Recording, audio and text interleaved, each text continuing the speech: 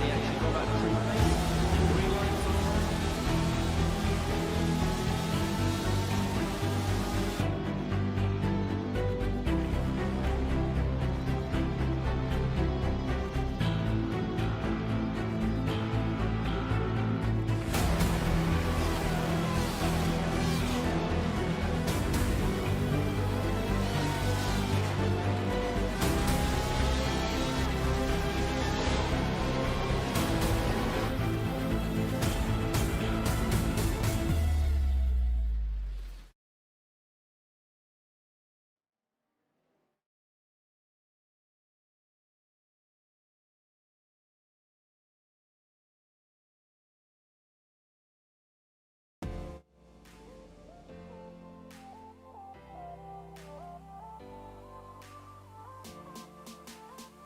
Welcome to Elkhart Lake and the Road America Circuit for round 8 of the Wave Italy Apex Racing League GT Championship. Whilst we visited the official Temple of Speed last week, this Wisconsin circuit gives Monza a run for its money with several areas of the circuit where these GTE machines will reach over 180 miles an hour. The first 7 rounds of the championship have not been kind to defending champion Nicholas Laubich. A variety of crashes, slow pace and non-attendance from several rounds of the championship left the Urana eSports driver a long way from the summit. However, the German was dominant last time out, cruising to the race 1 victory and storming up to second place in race 2, hauling more points than anyone in a single meeting so far this season. Laubich isn't the only champion on the grid this week. Season 2 and 3 champion Tom Mcmahon makes his return to the championship after a 9-month absence. The 23-time race winner isn't able to score points for EBSR in the team's championship, but he may well be an important factor in the driver's title in a bid to help championship leader and teammate Aaron Powell.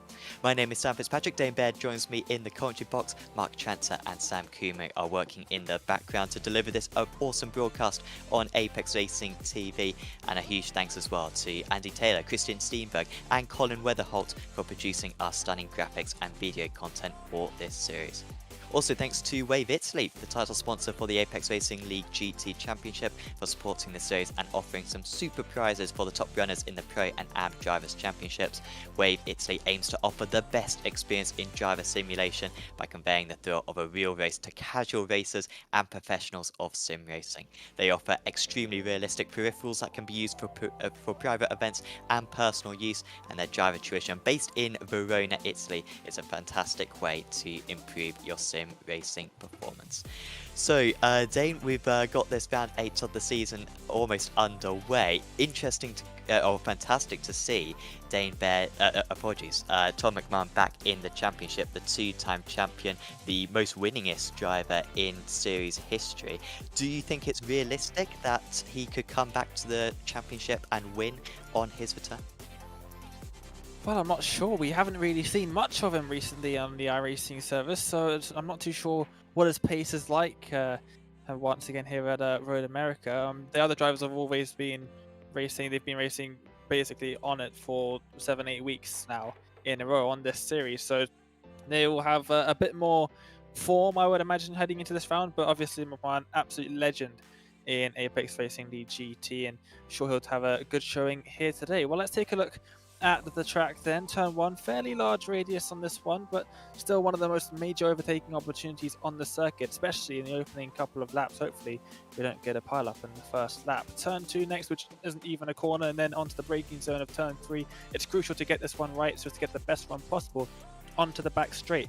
Then the drivers face the terrifying turn 3A, such a difficult corner that in fact you can't even see it on the track map. Likewise for turn 4, which acts mostly as just the entry for the tricky turn 5, the best overtaking spot on the circuit, but also the one most likely to be the site of a wreck. Turn 6 is on top of a crest, making it extremely difficult to navigate. Expect a couple drivers to head off into that and run off on the outside. Turn 7, pretty much flat out here before the braking zone, down the hill in towards turn 8. Another slippery part of the circuit. Expect another couple drivers to be ending up in the runoff on the outside of this one. Then up next underneath the famous bridge and into the carousel at turns 9 and 10. Very hot temperatures here today, as is very common at Road America, making it extremely slippery here, but the exit is very important because drivers will carry that speed all the way down past the kink at turn 11 and then through Kettle Bottoms into the final real overtaking opportunity on the circuit at Canada Corner. This is the only corner on the circuit in iRacing that has tarmac runoff, really. And yeah, the drivers will be making use of that, I'm sure. Turn 13 and 13A is the same corner. It's a left-hander. It comes into the entry of turn 14. Very easy to run a bit too wide on the exit of that one and compromise the entry into the final corner. Turn 14, again, very important to get a good exit out of there because you have this long main straight. And yeah, if you get a bad exit there, you can expect to be passed by at least a couple drivers. I'm expecting, Sam, to see a couple of trains of cars forming here as we usually see at Road America. The draft really does pull you along through the final sector and then the first sector with the first two straights. So yeah, a couple trains of cars I would imagine to be seeing in today's races. 14 corners officially here at Road America, 4 to the left and 10 to the right, and we're expecting lap times in and around the 2-minute mark.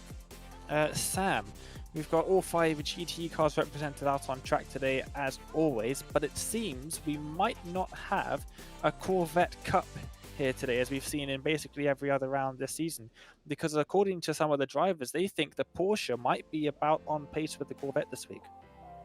Well, one of my judgments of, what the best car is for the drivers is which car are drivers switching to mid-season, because they can do that once per season.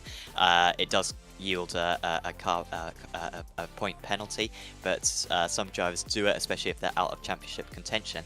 And it does seem like a few drivers have gone to the Porsche. I think Jensen Hutchinson recently went to the Porsche along with a couple of other drivers. So it does seem strong, and obviously Nicolas Laubich has been the man to beat in the last 2 rounds that he's attended. But this Road America circuit, you don't necessarily need a whole lot of corner pace. It's going to be about that straight line speed as well. A little bit similar to Red Bull Ring, which we visited earlier on in the championship. So maybe not the best circuit for the Porsche, but well, after all, it did do fairly well at Monza last time out. So I think it's pretty good. Anyone who's in any car should have a chance around this track. Yeah, we saw last week at Monza the Mark Hutchinson in the Ford of all cars, right up there at the top, getting a podium in race number 1. And yeah, most of the cars, they're all pretty similar, but the Corvette has seemed to just have a bit of an edge over the season so far. It seems to be the fastest everywhere. The Porsche is the only car that can match it, apparently, if there aren't too many bumps, because the Porsche doesn't like the bumps. It's a very easy car to unsettle. But luckily, at Road America, there aren't too many bumps in terms of large curbs all through the corners. So it looks like it has a little bit more of an advantage, as it usually does. So it will definitely be interesting to see. But I've heard a couple of drivers as well. They've said that they're out of championship contention, and so they are going to choose the car that they enjoy driving the most rather than the car that's fastest. Exactly, and you may as well do that at this point of the season. And well, it could mix up the order slightly with a few drivers being a bit more laissez-faire out on circuit. It might be dangerous for some of the front runners. Aaron Powell is the championship leader heading into this round of the championship. It's really between him and Laubich from here on in. Anyone else getting in the mix is unlikely, honestly. You can see the gap that those two have got. Numa was really close to those two for the most of the season, but I don't believe he is around again tonight, and he hasn't been at the last couple of rounds. What I will point out, Powell has a strong lead there. It's even better when you don't take into consideration the drop weeks, and it basically means that Powell can have a dreadful meeting. He can miss a round if he wants to, and that championship lead won't change so much because the round that he's currently dropping will take effect, and well, that round that he's currently dropping is a very strong round, better than many drivers' best rounds of the season. So Powell is looking very good up there. Laubich still with a small chance, and in the amateurs, Adjinson leads the way ahead of Chris Vandenesse, but kind of roles reversed. Adjinson has got a dreadful drop score, so if he has one bad round, then there's no coming back from that. Vandenesse will take the lead of the championship, and that might be crucial. So really important with kind of getting into the second half of the season. Still plenty more races to go, 10 more races to go over the course of 5 meetings, so could still all change. And we are currently in the qualifying session, and not too many lap times that these drivers can set, Dane. So I mean, often I would say, okay, try to get into a draft with a driver ahead. But when you've only got the opportunity to drive maybe 4 laps, and that's if you're not refueling and taking new tyres, many of these drivers will just be taking 2 or 3 laps. I think the best course of action is just to get in a clean lap and just try to run it by yourself and really get that perfect lap time. It seems as though Championship leader Aaron Powell hasn't been able to do that though. Yeah, no, it's a very similar situation to what happened in SCO yesterday. If anyone was watching that in the GT3 series, qualifying, it was at Monza. It was a meme, essentially. They were all over the place trying to get the draft. No one wanted to go out. It was very similar to F1 qualifying in, I believe it was 2019.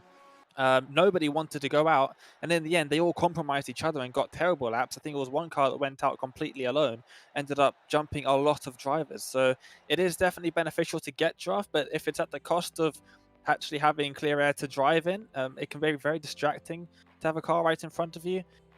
It's definitely worth just going out on your own. And yeah, we've seen a couple of drivers do that in the last few days in various series, and looks like one of the drivers might have been doing that today, as I believe we've got a first-time pole sitter.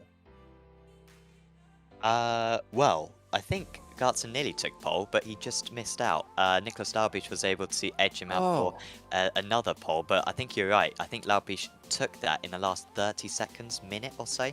Callum Gartson, though, what a qualifying that is for him. He qualified well at Hockenheim, actually, but then had an awful start to the race. I think spun out by himself, and we didn't see him for the rest of the evening. But this is quite a mixed-up good, because then you got Justin Rame, who's qualified very well for Volante Racing.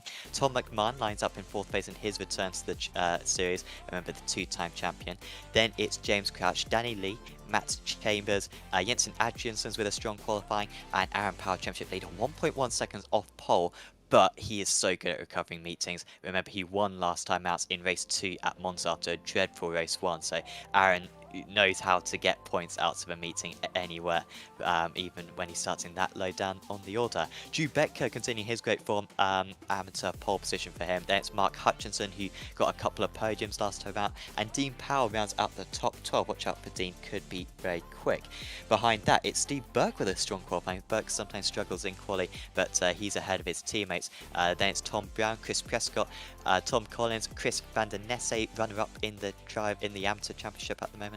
Christian Engelhardt, Angel Pedrero, David Bush, Stephen Broomfield, Colin McKenzie, John Tressida, Jack Tingy is in 24th. Then it's David Gary, Simon Kress, Nicholas Matthews, Darren Doherty in his first race of the season. Great to see Darren out there, of course, a regular in the MX5 Championship. James Koulibaly, Dominic Linden, and the judges who'll be starting from the pits are Kevin Kitzman, Emil Vinbo, Tom Bingham, and Christoph Adriano.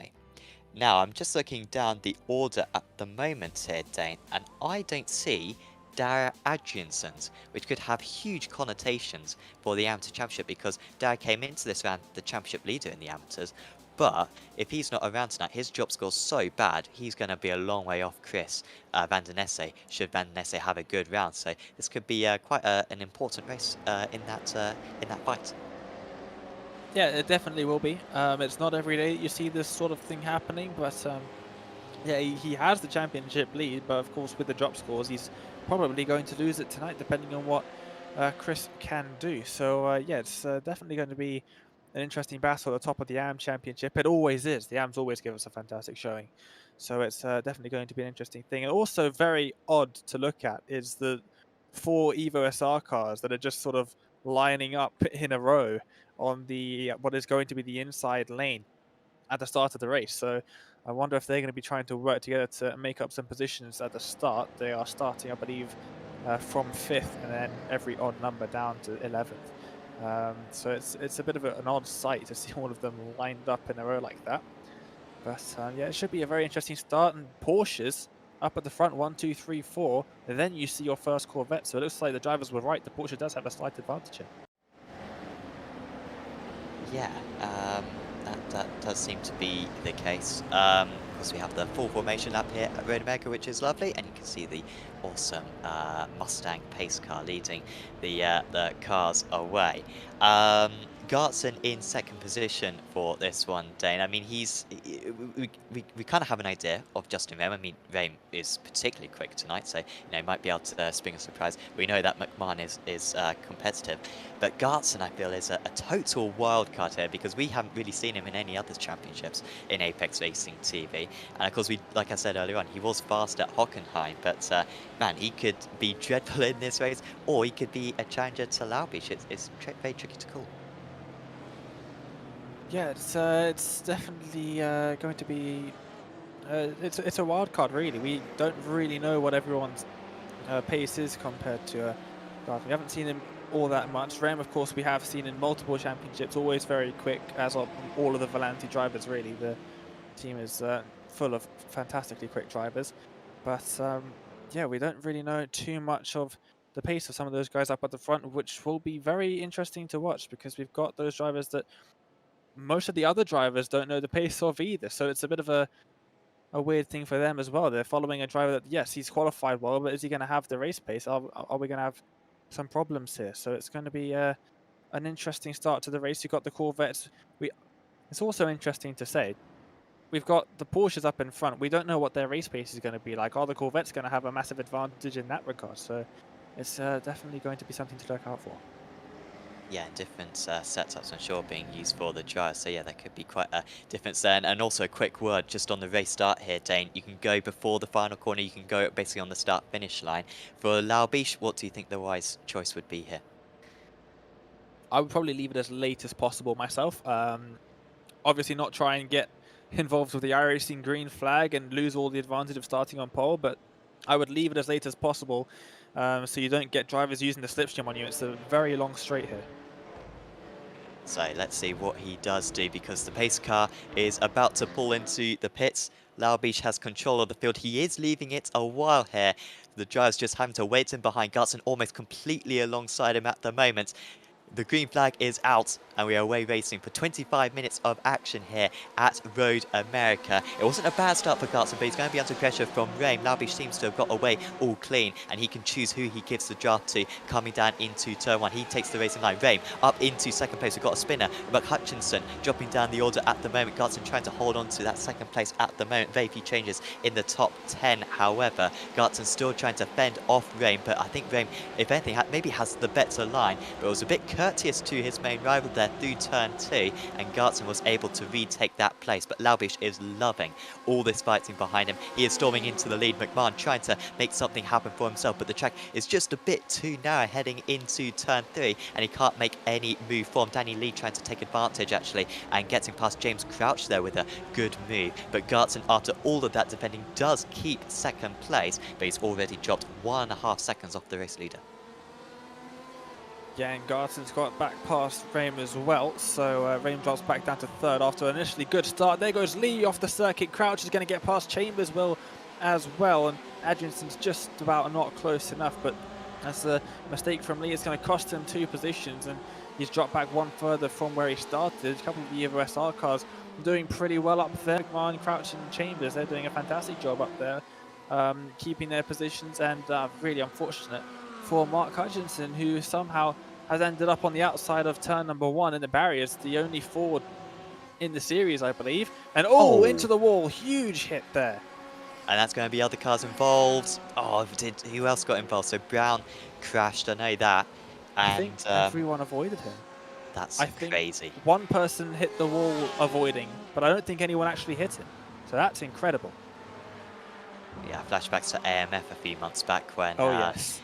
we had a huge pile-up, which I did call just beforehand, and I didn't call it today, but man, that is so easy to happen, and yeah, they're very lucky to get through all of that. So Lee able to get back past Chambers, but Lee's not defending this one. Now, Danny does usually set up the car to be very quick down the straights, but around this Road America circuit, everyone will be doing that trick, and also Evo SR sometimes go for that tactic, and Lee really unable to keep behind the Evo SR car. In the end, Adriansson was just defending from Powell in the background, and these guys are now 2 seconds behind the top 5 drivers, apologies, and Aaron Powell, championship leader, is in this mix as well.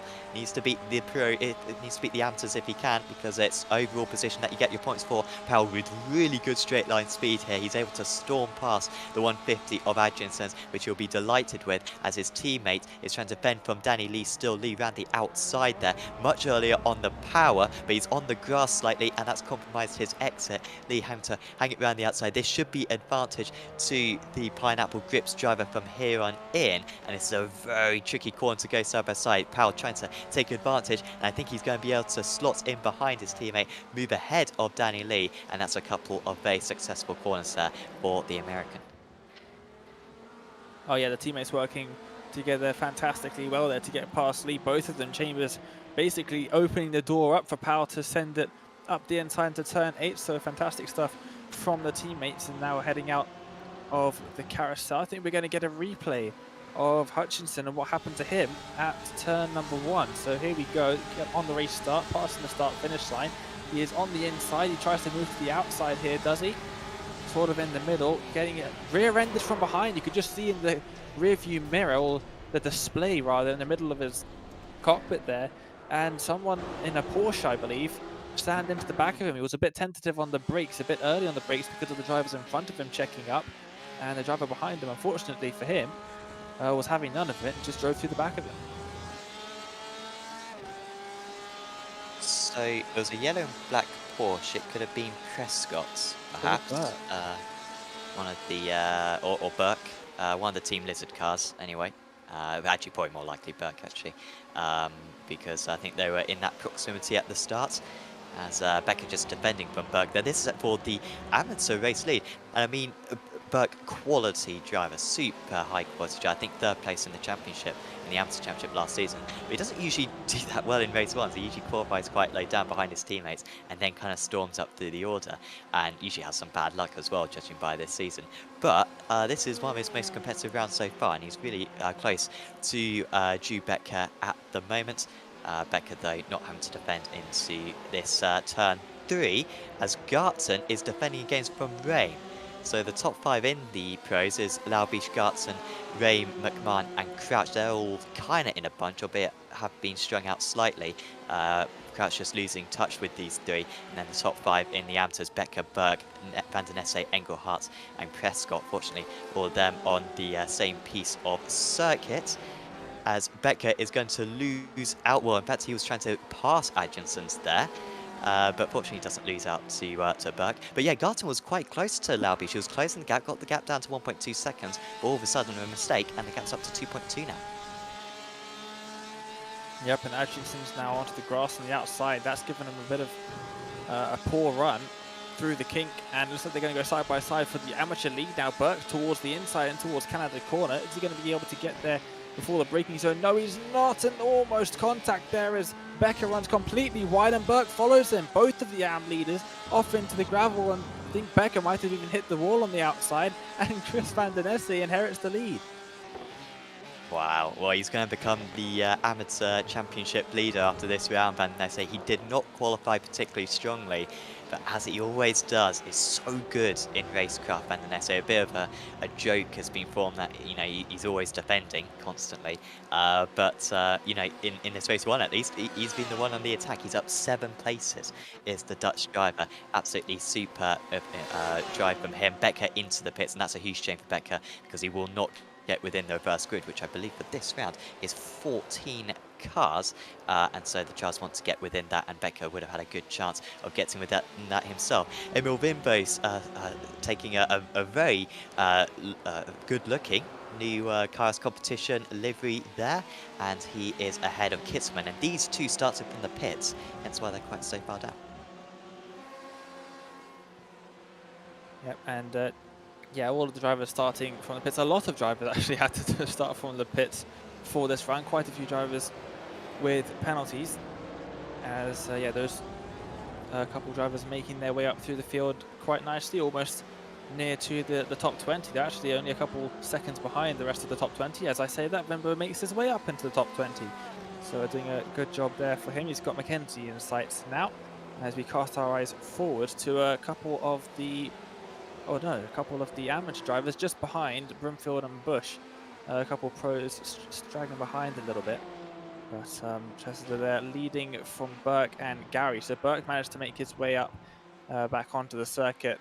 Not too far behind where he left off, at least in the AM class, only losing maybe 5 positions. Not nearly as bad as Becker.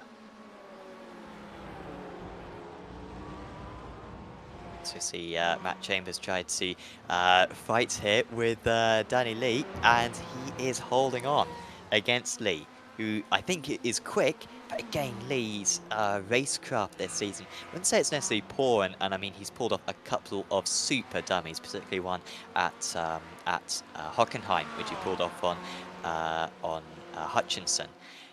But on the most part, he has just come out second best in a lot of 50-50 battles. It cost him probably the race win at Watkins Glen. It's costing him a little bit right now as well, because he cannot get back past Matt Chambers, down 2 places actually from his start. Is Danny Lee. Also problems for his teammate, I believe, in the form of Dean Powell, who qualified impressively, one of his best qualifyings of the season, but unfortunately out of the race. I think now we can see the pace difference between these two C8s, same cars, so it all comes down to setups. Also completely clean cars, I believe, no contact for either of these drivers, and I imagine Chambers would just jut into the middle of the circuit. In fact, felt confident enough that he didn't have to do that, as Mcmahon has just moved up to 3rd position. Him and Raim side by side at the moment. Raim managing to hold on to that 3rd place, and Mcmahon flashing the light with a bit of dirt in the background as well. Seems to say that battle's got a bit tense. Yeah, these 3 drivers still very, very close together in 2nd, 3rd and 4th with Gotten, Rim and Mcmahon, but he has dropped back slightly, so yeah, not going quite to plan for him. Still has quite a nice gap to the rest of his Evo SR teammates. You can see the 3 of them on the timing tower: Crouch, Powell and Chambers, and then Chambers still under pressure from Lee. It was interesting to see Chambers actually. He was in VR, of course, and looking to the side every single time Lee was alongside him, just turning his head to the side, thinking, oh, is he still there? Is he still there? It was nice to see him as we had the rig cam for him, and this time Lee's not going to be able to make anything happen down the inside into Canada corner. So this is what happened then to Mcmahon and Raim. Raim was the 3rd place driver, Mcmahon trying to attack him, and Raim actually all right, but you can see the slight mistake then from Garton kind of put Raim off slightly, and then the Evo SR car tries to go around the outside. Well, I don't think we could quite see it from that angle, but I think there was probably contact, because Mcmahon didn't seem best pleased straight afterwards, and so yeah, had to play 2nd best there. 4th place for Mcmahon at the moment in his return to the championship. Collins going up against Doherty at the moment. Great to see Doherty, quite a step up for the Irish driver. A very successful driver in the Mazda Cup last season, managed to finish 3rd, or even, yeah, 3rd position, I believe, in the Amateur Championship. And he is battling with Tom Collins for Team Lizard, and almost colliding down a straight, but I think it will be Collins who makes that advantage. And just looking at the timing tower as we focus on Collins, the driver behind Collins is Becker, and he's 57 seconds off the lead when he was more or less 10. So that's an absolutely terrible from Becker. He's lost so many positions and so much time. He's never really going to be able to catch any of that back up. So that's an awful, awful result for his race number 1. As we now cast our eyes over to Tingji, who's just about got past Bingham, who's run a bit wide into turn 3.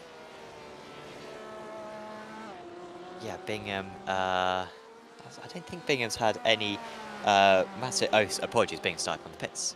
So Bingham started from the pit lane for this race, so trying to come back through the order.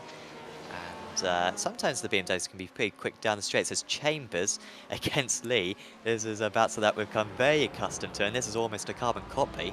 Well, this is almost a replay of exactly what we saw a few laps ago. This time it's that much easier for Matt Chambers to pull ahead, but that can, if anything, be a disadvantage, because it means that you have to go defensive into the final corner, which leaves you very vulnerable down the pit straight. Lee, though, hasn't hit the apex through the final corner, and it's given Chambers a bit of relief, but this is where the overspeed can start to kick in. He's starting to gain a few miles an hour on his rival, but it's very brave to stick a nose up the inside into turn 1. Is Lee going to go for it? Often one of the most cautious drivers on the track, and he doesn't. Mcmahon, meanwhile, has got past Justin Rome. They've got similar liveries on that car. They are not teammates by any means though, and Mcmahon finally up to 3rd position, but the job's not done yet. No, it's definitely not. Rome on the outside. Very difficult to make anything happen here into turn number 3. Not later on the brakes Mcmahon is, but has he outbraked himself here into turn 3? Just about gets it back on the circuit. That was fantastic from Tom Mcmahon. I have no idea how he's actually managed to keep that going in a straight line afterwards. He almost went straight off the circuit, I would imagine, braking that late, especially stuck on the inside, but now he can focus fully on catching up to Garton in 2nd place and possibly Loudbeach as well. He's got 12 minutes left in the race. Let's see what he can do. Yeah, he seems to be getting faster, does Mcmahon at the moment. So yeah, he could catch up to Garton. He's actually closed the gap to Loudbeach, so that gap's down to 1.6 seconds. And it was up at about 2.5 seconds at one point. So wow, well, if Mcmahon could catch up to Garton, maybe he could even see the race win as well. You can see that gap out in the lead, just hovering around 1.3 seconds now 1.2. So, wow, could Garton get his first ever race win? We've seen a fair few drivers get their first ever race win so far this season. So I think Jensen Hutchinson's managed to get his first ever race win, along with many, many others, of course. Newmeyer, another one. And yeah, Garton could join that list in only his 2nd meeting, I believe, in Apex Racing League history, as Broomfield is trying to get past Bush. Now, that was a little bit of a late move there for Broomfield, but he wasn't hanging around, saw the opportunity, and the Centurion Racing team car soldiering his way past. And Burke, who of course had that off at Canada Corner earlier on from 2nd place in the amateur category, it looks like he's going to be able to overtake Bush as well. Yep, now we've got this lovely train, like I mentioned earlier. These trains down the main straight, and all these drivers using the draft. Possibly some of them might be using it to save fuel in the 2nd race, at least when fuel comes into effect a little bit more. They can take a bit less fuel at the start of the race and chill out in the draft of another driver. As we've got a move now being made, Gary trying to go past Wimber on the inside into turn 2. And Wimber holds it around the outside very nicely indeed, but he might be missing out on a bit of draft from the drivers in front now, which Gary will have from him. So it might be a move being made now into turn 3. I think there was a touch between the two of them. I don't know how Vinbo was able to keep the car straight, as I think it's all kicking off just ahead. Because, well, I thought Chester was maybe taking a slightly alternative line. Look at the gap that Vinbo gains just in that one corner as they're fighting, and Vinbo getting very close now to the back of Tressida. He could get reverse grid pole here, could Emil Vinbo. I mean, it is 14 cars, the reverse for the next race. And so, and look at that, he is wasting no time whatsoever, and he will know what the reverse grid is. And he won at Hockenheim from, I believe, 3rd on the reverse grid.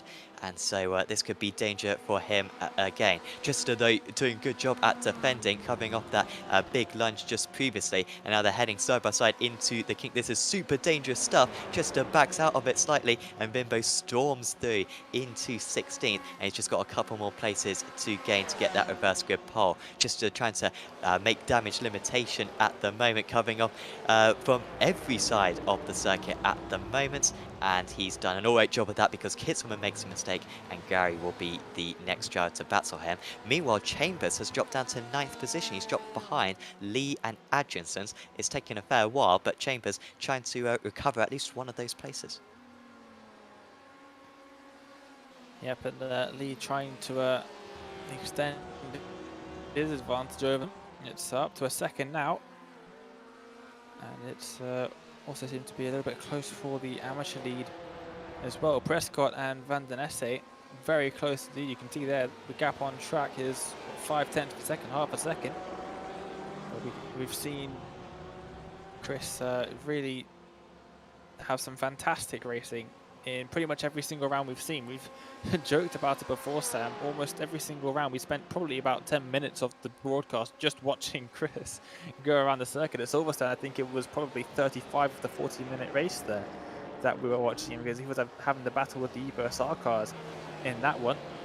As so Vimbo started to catch up to these two drivers here, Bush and Burke, who Bush is actually currently occupying that 14th spot. and reverse grid pole, which Brimbo will want to get up into as soon as possible. Might even try and take Broomfield as well and be in an extra spot. Yeah, and yeah, Van der Nesse, not surprisingly, will be starting high up on the reverse grid Furious 2 tonight. If he keeps that 11th position, then he'll be starting in fourth place. So no, it's absolutely insane, and he doesn't deliberately, start high up in race 2s or anything. It's just that's where his pace is. He's just constantly on the outskirts of the top 10, just outside the top 10 usually, and so that puts him in the top places, and he's very consistent as well in these race ones. And well, he's going to be the amateur championship leader after tonight, as Burke is moving past Bush. That's an important move, and Bush, who was doing so well, he's still doing well, to be fair, is Bush driving really well. But these guys are just too quick. Should be running in the top 10 themselves, and Bimbo moves past him as well. So very tightly contested for that 14th place, as Rame has made a mistake. He is off the circuit at the moment in turn 1. I'm sure we'll get a replay of how that one happened. The Volante Racing driver was running in 4th position, and Chambers with a huge hit into the wall. And he needs to tow back to the pits after that one, or is he going to try to rejoin? Fortunately, there's no cars coming that way. But Matt Chambers with a huge mistake right there, and I assume, Dane, that will be too much damage for him to continue without a faster pair. I don't think he would come down into the pits just yet. I don't think the damage is enough for him to come down into the pits unless he has a meatball, in which case, of course, he would have to come down into the pits. With only 5 minutes left, if the damage was as bad as it looks like there, I would have just stayed out. I think he'd lose more time in the pit lane. It's quite a long pit lane here. I think you would lose more time in the pit lane than you would lose from the damage, as we saw Vinbo and I believe Burke going side by side. They both got past Bush, but here's what happened to Chambers then, coming through turn 1. Oh, he's just touched the outside grass and slammed hard into that inside wall. Very common mistake. Tipping a wheel onto the grass around this circuit. Vinbo wasn't able to get past Burke, so they're still 14th and 15th. Wonder if we could also get a replay of the Rame incident, which has dropped him down to 6th place. And all of that has meant that Aaron Powell is up to 4th position, and then this is how it happened then for Rame. Oh wow, so he almost ran into the back of Mcmahon there. Can take quite different kind of lines through that turn 1, and Rame got that all wrong and spun out, and so yeah, like I said, Powell up to 5th position now. Great for his championship hopes. Yeah, absolutely, and Mcmahon has a very comfortable lead in 3rd as well. A very comfortable gap behind him. There's a bit of a mistake from Burke, and now Vimbo's going to go try side by side with him, but just about has to back out as they make their way through the final corner. Now we're looking at Broomfield, and then behind the Team Lizard car of Burke, and then Carol's Competition's ML Vimbo. And we've also got Bush, who's slightly dropping back from these guys in 16th.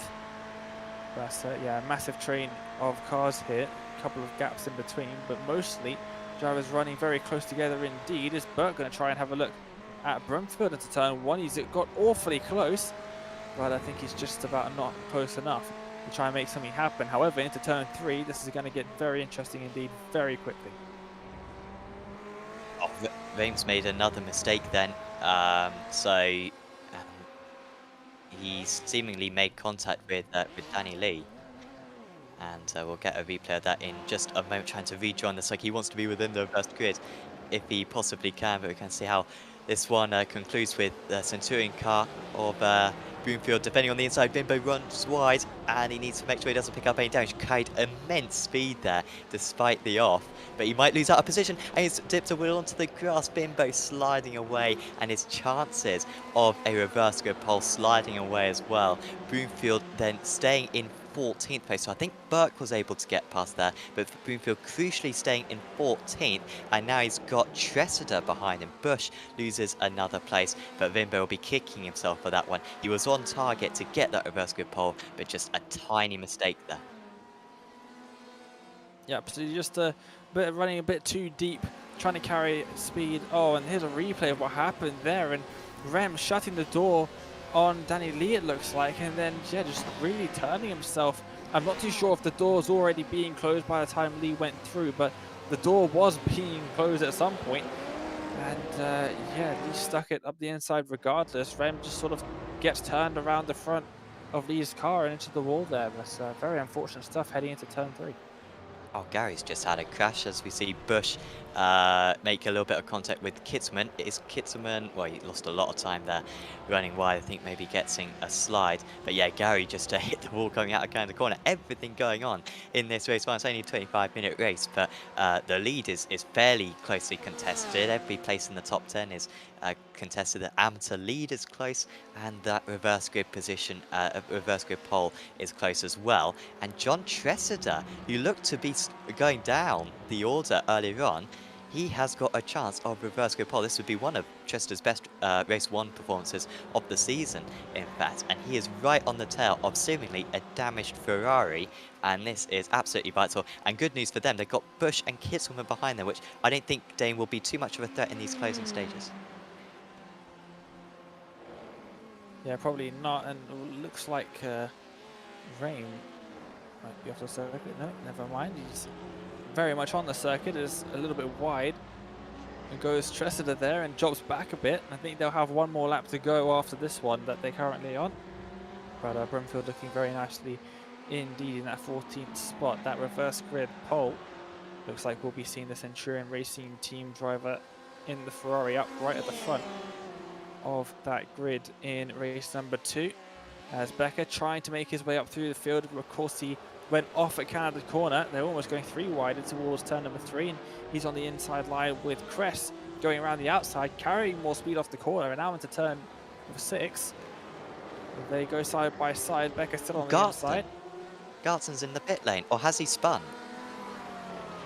He is in the pits, is Gartson. That is a big shame. He must have underfueled. And this is going to be close, Dane, I think, to whether or not he's within the reverse grid, because 36 seconds is the gap. What do you think the pit lane loss is around this place? Because this is one of the longest pit lanes in the world. It is very, very long, and it's going to be very close to your right. And he won't be stationary for too long. He's only going to have a very small splash and dash. But as Vinbo is up into 50. No, he's not. Sorry, that's just my screen. But it looks like he's lost quite a few positions there. Oh, contact. Oh. Matthews and Collins there. Well, we've seen plenty of close action into Canada corner. I'm surprised that we haven't seen more of that so far. Now, Garton came out in 13th place. He was 3 seconds clear of Bush. And so he looks to be alright, Gartson, and well, whilst his race 1 is ruined for Gartson, his race 2 could be very good, because he'll be starting on reverse grid pole if it ends like this. Chambers, who had that huge hit, amazingly, or at least amazingly to me, I was totally wrong about how much damage he would get. I thought his race was over, but actually moving up to 10th position there, so good work there from Chambers. Engelhardt 3rd place in the amateurs. Bush and Kitzman just fighting between each other for 15th, but Broomfield looks all safe at the moment for that 14th position. And as we get to the clean stage, but race 1 this has been, Dane. I mean, I can't think of a more action-packed race 1 we've had this season.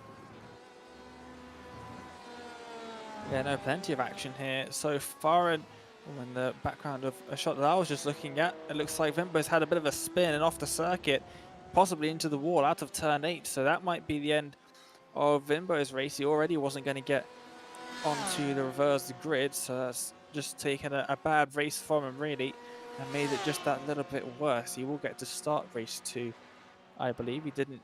Yeah, he had the pit lane start from race number 1, but across the line then, Laubich absolutely dominating.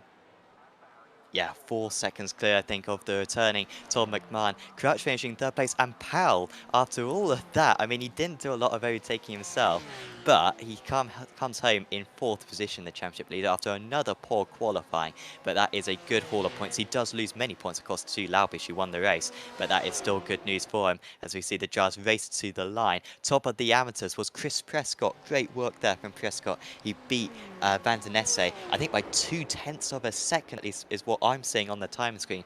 Van den Nesse closed on the last lap by 0.8, but Prescott had enough, and reverse grid pole goes to Stephen Broomfield with that 14th position and that was a very good finish for him. As we see a replay, I believe, of Emil Vinbo's mistake then, and this race was looking so good for Vinbo. Honestly, the writing was on the wall.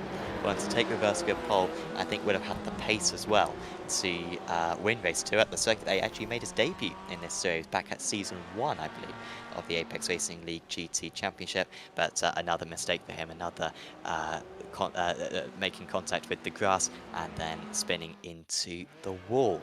Now, race 1 was absolutely enthralling, and believe it or not, that's usually the less exciting race of the evening. So do make sure to keep tuned for race 2 of the evening here in the Wave Italy Apex Racing League GT Championship. And of course, if you've enjoyed this video, do leave a like on it and subscribe to Apex Racing TV so you can see all of our other broadcasts going up. There's about 20 of them every single week for European time zones and also American time zones in every combination of racing disciplines. Also check out our Facebook, Twitter and Instagram accounts for constant updates of everything that's going on Apex Racing TV, and they'll highlight videos as well. They're always very good to watch to catch the best moments, best overtakes, best finishes of everything that's happened on Apex Racing TV. This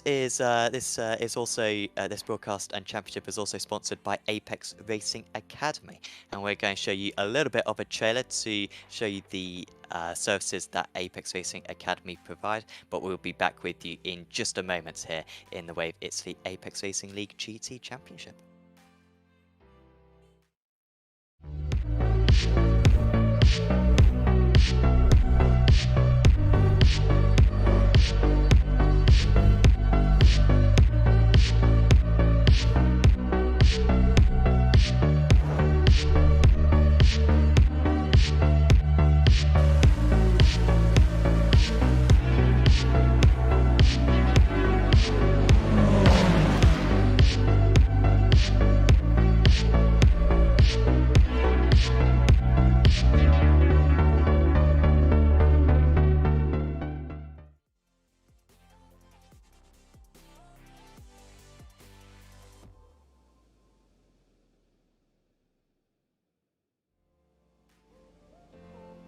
Welcome back to Apex Racing TV, and a huge thanks to Apex Racing Academy, who have 29 data packs with a variety of cars ranging from prototype single-seaters, GTs, touring cars even. I think the Audi TCR is covered, and rallycross cars as well. Lots of stuff covered on Apex Racing Academy, and you can get setups, track guides, weekly group coaching sessions, and a whole lot more by buying yourself a silver membership. We all use it at Apex Racing TV, and the ease of use of Apex Racing Academy is really second to none. So do check out apexracingac.com. There's a link in the description below in order to get signed up.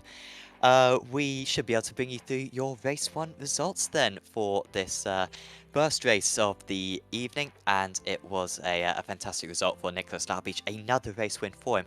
I believe in terms of the race ones that he's partaken in, that's 3 in a row. He missed Hockenheim, but he won at Silverstone, won at Monza, and yeah, he wins here at Road America, and fairly comfortably as well, 5 seconds ahead of 2-time champion Tom Mcmahon. James Crouch was a very quiet third place there. Aaron Powell scoring good points, the championship leader up there in 4th. Then it was Danny Lee. Jensen Adriansons with a terrific result, maybe his best ever race 1 result honestly in this series.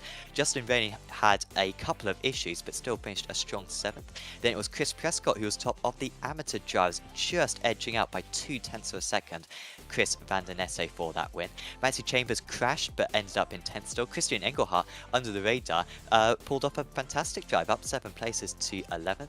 Then it was Steve Burke who went off at Canada Corner. Callum Garton, who had to make a tour through the pit lane right at the end. Could have perhaps been a drive-through penalty, I'm not quite sure, but Garton in 13th. And Stephen Broomfield had to fight furiously from 21st on the grid for that 14th place, and that will give him reverse grid pole for race 2. Then it was Kevin Kitzelman just behind him, David Bush, John Chester, Emil Vinbe, Colin McKenzie, David Gowrie, Tom Bingham, Angel Pedrero, Drew Becker, Simon Kress, Tom Brown, Nicholas Matthews, Tom Collins, James Koulibaly, Jack Tingy, Darren Doherty, Dominic Linton, Dean Powell, Mark Hutchinson was 7 laps down, so will not score points, and Christoph Adriano did not take the start. So race 2 coming up in just a moment, Dane. That was, yeah, honestly, I think the best race 1 of the season there. This is the smallest reverse grid we can get, and so I think there's a good chance at the front runners for race 1 making their way through. But honestly, you know, you've got Gartson up there for race 2, you've got Chambers fairly close up there. I think Gartson in particular is going to be very tricky to catch after kind of his mistake from race 1. Yeah, well, hopefully he doesn't put in not enough fuel for the second race as he did in race number 1. It's a very unfortunate error from himself. And yeah, I think he might have just miscalculated how long the race is going to go, because he did pit with 30 seconds left in the race. So yeah, maybe a small mistake. Maybe just not quite sure if he was going to make it or not and chose to be safe. But yeah, that has put him up near the front of the grid for the second race, which is going to make it quite interesting indeed, as you end up with drivers out of position. Drivers right at the front. Nicholas Laubich, you start from 14th, which is obviously not where he should be. He should very much be up at the front, if not very much at the front. Yeah, it's definitely going to be interesting to see how they make their way through. It's one of the easier circuits, I would say, to overtake at is Road America, but also one of the easiest to make mistakes at, as we've seen. Some of the drivers right at the front making mistakes, not necessarily in the pits, but also on track. So it's yeah, it's definitely going to be interesting to see how they work their way through. Absolutely. Our title sponsor for this season of the Apex Racing League GT Championship is Wave Italy, and they are offering some amazing prizes for the drivers actually this season.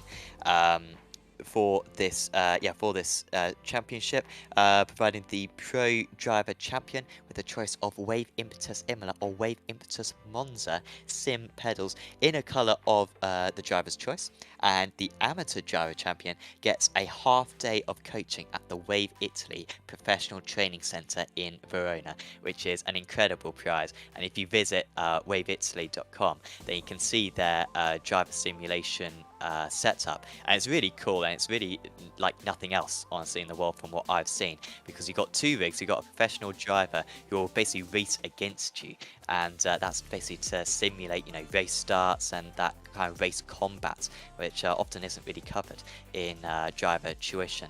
So Wave Italy definitely the place for anyone to improve their driving quality, and they also provide amazing peripherals as well to Wave Italy. They designed their own wheels and pedals with the direct mission of recreating the real-life driving experience. So if you want to feel like a real-life racing driver on the sim, Wave Italy peripherals are definitely the best to go to. You can get steering wheels and pedals from Wave Italy. So huge thanks to them for sponsoring the series, and yeah, do certainly check them out. And also you can get a 5% discount actually on Wave Italy products by typing in Apex Racing 5 at checkout. With a capital A, that is. So I think we can bring you through your grid then for this race 2 of the evening, and it is Stephen Broomfield on pole position. The top 14 reverse, of course, Gartson up there, Burke, Engelhardt, a couple of amateurs on the second row of the grid. Then it's Chambers, Van der Nesse, Prescott, Reim, Adriansons and Lee rounding out the top 10. Championship leader Aaron Powell in 11th place. And then, of course, the podium sitters from race 1, Crouch, Mcmahon and Laubich rounding out that top 14. And even behind that, some more competitive drivers, Rimbo, Kittelman, both race winners, I believe, so far this season. So, yeah, all competitiveness down the order. Yeah, so just lining up for this race 2 now, Dane, and well, we saw in race 1, off the race start, we saw Laubich wait quite a while, I think, till he put his foot down. I think that's kind of the sensible thing to do, because if second place does kind of see you when you're going, then you are a sitting duck. And I think, you know, he pulled out 2 seconds there in race 1, so I think if Broomfield's got any sense, he'll be trying to do the same thing, otherwise he's going to be under big pressure from Gartson heading into turn 1. Yeah, it's definitely one of the longer runs down into turn 1 that we'll see all season, so leaving it later is probably the best move possible. Gartson was very much alongside Laubich as they made their way onto the main straight. for the start of race number 1. I would assume he'll do the same thing here for race number 2. You can see he's already just about ahead of him, actually, of Broomfield as they make their way down out of the carousel. But if I'm looking at the grid, a lot of drivers out of position. You got Vimbo, of course, making a couple of mistakes right down the order. Some of the Evo SR cars near the back. Of course, you've got Laubish. Definitely can't ignore him. Much further down in the grid than where he should be, thanks to the reverse grid. But also a good opportunity for some of the AM drivers to make some good points for themselves. Yeah, that's an important element because you know these amateur drivers, these race twos can be super beneficial for them, and kind of the steep point scoring system we use in this championship really does benefit you to have kind of very occasional, very strong results. Obviously, every championship consistency is key, but this one you can kind of get away if you don't have the best consistency. Instead, getting those big points or maybe getting a podium. Of course, last season we saw an amateur driver take a race win. I think Drew Becker was able to take a race win last season at Spa, so not unheard of for the amateurs to do that. Actually, quick word, Dane, who's going to win this race? You got to call this one. Oh yeah, well, I think Garton's got a good opportunity here. He showed some fantastic pace in race number 1, so we'll have to see what happens, but I'm going to say Garton. Excellent. Let's see if it's true for the 3rd week in a row. Broomfield waiting a while once again. The foot is down. Garton not as alongside this time, but he does immediately cover off Burke right there. And Engelhardt with a fairly strong start just on the outside, I think, trying to profit a few positions. Garton was able to take back that 2nd position. There's almost contact there with Chambers trying to go at the inside. I think there was contact, and that is a lot of messy driving there through turn 1. Drivers, fortunately, either side of the circuit, so he might be avoiding a huge crash. I think Danny Lee may have been involved in that one. Obviously, he'd have to be judging by his luck so far this season. But it's Broomfield leading the way. Garton immediately on the attack, and he can see a race win coming for him, especially with problems for several of the drivers in the background. The Centurion car trying to defend, heading into turn 1, but there's no resisting the Porsche, and Callum Garton, for the first time in Apex Racing League history, does lead a race. Mcmahon benefiting. Powell with an excellent start, actually. And one of the drivers with a problem, Nicholas Laubish. That could be big for the title. Yeah, he's in 7th, so he has gained quite a few places there. He might have a bit of damage from that lap 1 turn 1 incident. But he's right on the back of Hutchinson, who is trying to follow Mcmahon as closely as possible. Gary is up 12 places from where he started on the grid. He's up in 8th. And I believe that's Van den Esse off in the background, losing a couple spots. He's gone off wide in turn 8, so he's dropping back like a fly as well. That's really not good for him. We've seen quite a few drivers making mistakes down to turn 8. Vimbo as well in race number 1. And now side by side for 2nd. Burke trying to make his way up into 2nd place. And past. Excellent work there from Burke. He was very pacey in race 1, but went off that canter corner in the early stages. That kind of derailed him, was just in the pack from that point onwards. I will just apologise, by the way. I didn't see Laubish on the timing screen, that's why I thought he'd spun out after that incident. But yeah, actually up in 7th place, not too bad for him. As we see a replay of what happened at turn 1. I think it all started with Chambers going up the inside of Engelhardt. And was there contact there? I think there was contact. Yeah, but I'm not sure if it was Chambers running wide or was Engelhardt just squeezing him way too much. So there was a bit of a not the best angle to see what exactly happened there, but it was definitely contact between the two of them. And yeah, that just set off a whole chain reaction of events. Luckily, it seems like a lot of the drivers made it through without too much damage, so we should still have a pretty close race on our hands. So the top 5 drivers in the professional race. Apologies. Peugeot going wide, huge contact, airborne, and they're coming back onto the circuit. Can the others avoid? I think that was Hutchinson having to make evasive action. Bingham was around there as well. Peugeot finally comes to a stop, but that was a violent impact there. But Garson leading the way then.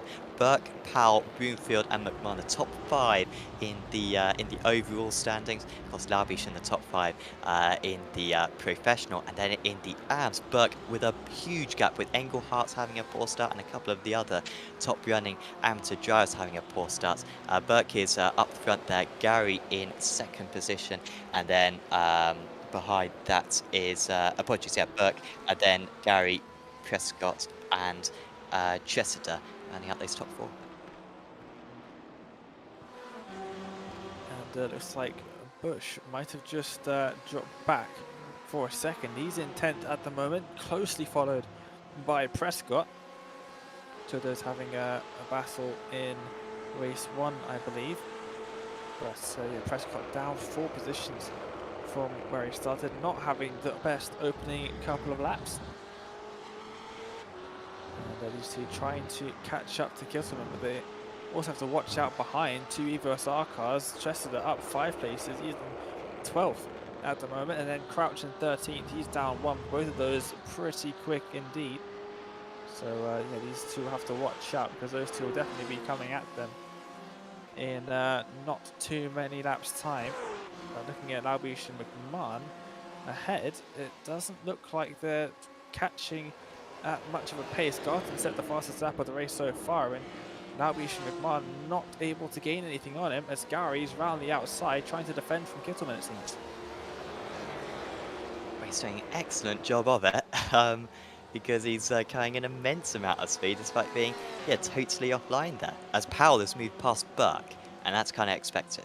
So 9 places gained now for Powell. Mcmahon just moves past Broomfield, and I think we're about to see Kitsman make another attempt at Gary, and Kitsman able to move up into that 8th position. So good work there from Kitsman, kind of what we expected. And he can hunt down his Indy Auto Sports teammate there of Hutchinson's a little bit further up the road.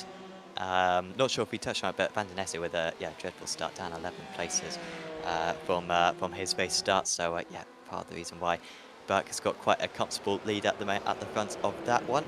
It's Crouch having to go the long way round of Bush. I feel like Bush is taking Van den Nesse's role, honestly, so far tonight, Dane, because yeah, the poor Dave. I mean, great qualifying and well, decent qualifying, and then a great race start, but then he just spends the rest of the time with very quick drivers right behind him. Yep, very good at defensive driving, it seems. He's able to keep them behind him, that's for sure. Obviously driving the BMW helps because we all know that thing's wide enough to cover 2 widths of the circuit. Covers off the inside now with Crouch on the outside. Crouch done a fantastic job there all the way around the outside and ahead before turn 13, so that's a great move to get Crouch up into the top 10. That was absolute textbook stuff. We should learn about that in school because that was really impressive right there. As we get a replay of what happened to Vinbo, who's had his fair share of spins so far tonight. Started from the pits actually in race 2, and well, maybe we'll be starting from the pits next time. We'll see if the stewards investigate that incident. But yeah, shame for Vinbo and maybe trying to make a cut through the circuit. Unfortunately, you can't use that cut through. It'd be an awesome circuit if you could just go straight from turn 3 straight to Bill Mitchell Bend. But unfortunately, Vinbo will just find the abyss if he decides to take that route. Adjinsons versus Broomfield. So Broomfield, who started from pole position, then is going to be overtaken by the Indy Auto Sports driver, or will he? Centurion car positions his car just perfectly and does remain in 6th place. Meanwhile, just ahead, Mcmahon was able to pass Burke, and well, this could be a fun battle here, Dane, because we've got Mcmahon, 2-time champion, versus Laubish, the driver who's bidding to become a 2-time champion. You've also got Powell just in front of these as well, who is leading the championship at the moment. So lots of drivers in the championship level in terms of ARL GT. So yeah, lots of drivers, very quick drivers, have already made their way up to the front. So we could get a very interesting race as we make our way into like nearing halfway. We're only 7 minutes into a 40-minute race at the moment. So plenty of time for Powell, Mcmahon and Laubish to catch up to Garson up at front. So it's going to be very interesting to see what happens involving them. As I say, Adjinson's finally got past Broomfield now, up into 6th position. Broomfield couldn't hold off for too much longer, and it looks like Cress is going to be under pressure from Hutchinson now into Canada corner. Down the inside goes Hutchinson in the Ford. BMW holds much more speed around the outside and lives to stay in 17th for another lap, it seems. 2 of the most distinctive sounding cars in this series. We were riding on board with a BMW just before, and Yeah, the underbreaking sounds, a bit like a straw blowing bubbles, very unique. And then the Ford, everyone knows what that sounds like. Berg being overtaken by Laubish. Laubish up to 4th position. He's following through Mcmahon and could catch and pass Powell by the end of the race, because whilst Powell did, you know, improve many places in race 1, he wasn't necessarily that quick, so he might be under pressure. I think Mcmahon's going to be under pressure here, because he is really storming along at the moment. Is Laubish. Mcmahon just doing enough. And I bring us back to an interview we had, I believe, with Mark Hutchinson last time out at Monza. He was saying how they're trying, EVS are trying everything to let Aaron win the championship. Now, could Mcmahon deliberately hold back Laubish, or be, let's say, particularly defensive-minded in order to help out Pal, or do you think none of that will be going on? I think he's going to be defensive anyway, because of course he's in 3rd at the moment. He wants to keep 3rd. He wants to like keep the position. I don't think he's just going to let Laubish come on through. Is he going to be slightly more defensive than he otherwise would have been? Probably. I think there's a bit of obviously teammates between Powell and Mcmahon. He's obviously going to try and help him out. Part of me wants to think that Mcmahon's joined back specifically to help Powell win the championship and take some points off Laubish. That would be an interesting way of teamsmanship, but yeah, Mcmahon definitely holding up Laubish at the moment. I wouldn't say holding up, he's very quick indeed, but I wouldn't say he's going to just let him go on past, and I certainly don't think he'll try and overtake Powell. No, yeah, I think that's a good shout, and yeah, if it does come down to the last lap, or say the two of them are by themselves, yeah, most likely Mcmahon will just let Powell have the position for the points. But yeah, we wait to see how this one turns out, and I'm sure Laubish will know that, and I'm not sure if Laubish even knows, to be fair, Mcmahon's history in this series. The two have never been on the same circuit in Apex Racing League history before. But we'll see how that one turns out. And by the way, just a quick word actually, you know, this series you can enter by going to apexracingleague.com. We've got a break week next week, and also I believe there'll be a discounted price for the remaining rounds starting from a few days in the future. So you can sign up to this series, or if these GT cars aren't your fancy, you can join the new GT3 Trophy Pro Series on Tuesday nights in the GT3 cars, of course, and that will be yeah, starting in a couple of days' time. Just need a 2.2k iRacing in order to enter that championship. So head over to apexracingleague.com in order to sign up to that, along with Apex Racing League's 5 other championships. You got Formula V's, you got NASCARs, you got Radicals, you got Stadium Super Trucks, which was the best race of all time on Friday, and also F3 cars as well. So do check out apexracingleague.com to sign up to any of those championships, as we ride on board at the moment with Nicholas Laubish trying to chase down Mcmahon. It seems as though he gets very close heading into turn 3, but then the rest of the circuit just having to wait behind. You can see visually they are catching up to Aaron Powell. Aaron doesn't have much of a response to the pace of these two drivers. Yeah, and I think if I remember correctly, Laubish was saying that he does enjoy this circuit quite a lot. So he's probably going to be quickest around here of his circuits at least. He's probably going to have quite a few strengths here. Drivers tend to do that. They do better at the circuits they enjoy driving the most. But he is extremely close, as you can see, pulling to the outside, into the inside quite a little bit there, just ever so slightly, probably just making his presence known, as if Mcmahon didn't already know that he was right in his mirrors. But you can tell, getting really close into turn 3, that's a little bit deep actually, it looks like, from Laubish, and he'll drop back a bit now. But like you said, Powell is actually closing in the gap to Garton, but he is losing time to Mcmahon and Laubish, which is probably the more pressing concern for him at the moment, considering that they're only about a second behind, whereas he's got a 4.2 second gap to Garton at the moment. Yeah, and he's not catching up to Garton very quick as well, as I think that's too deep for Broomfield. No, absolutely perfect for Broomfield. There you go. He was taking such a tight line there. I was thinking, how on earth is he going to get through that corner, but actually he hit the apex, used all the space, and Bloomfield keeps in 7th place. Yeah, Pal's catching a little bit up to Gartson.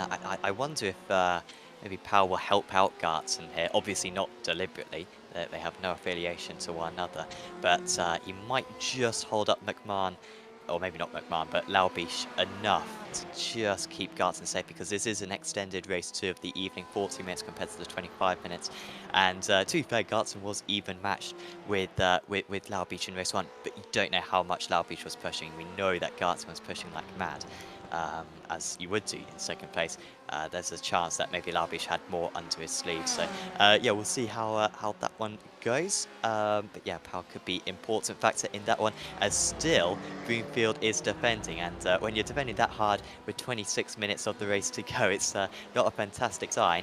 And with so many top drivers coming up behind, defending like that's really going to slow you down. I wonder if it's just better to let past Kittelman now and not lose too much time. But Broomfield seems to be continuing to fight.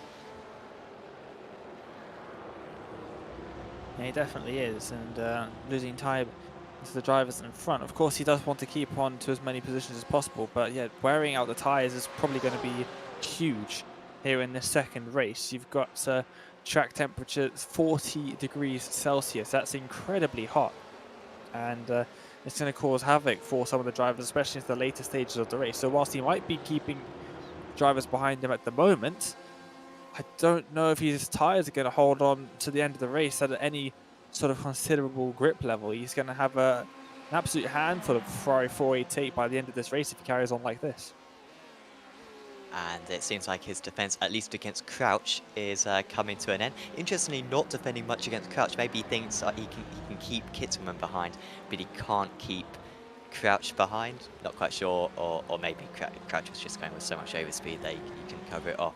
But well, he is passing Crouch with a fair amount of damage there. It was Chambers who kind of triggered the contact with Engelhardt off the start, but Crouch, I think, would have been in the mix, and he seems to really have got some of the bad parts of that. And you know, this is one of the worst circuits as well to pick up air damage. Such long straights, you're flat out all the way from this carousel corner into Canada corner, then across the final corner into turn 1, and then turn 2 into turn 3.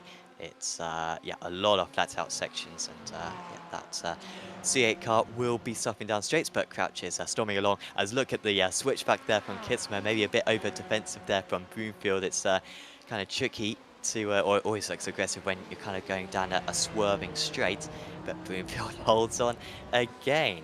And this is a narrow circuit, so you can defend. You know, like you were saying earlier on, Dane, it is one of the easiest circuits to overtake, is this one. But Broomfield just seems to be locked in here, and well, when you're not giving up the inside, and when you've got decent straight line speed, it can be very tricky for the following car. And here he goes again, just covers off the inside.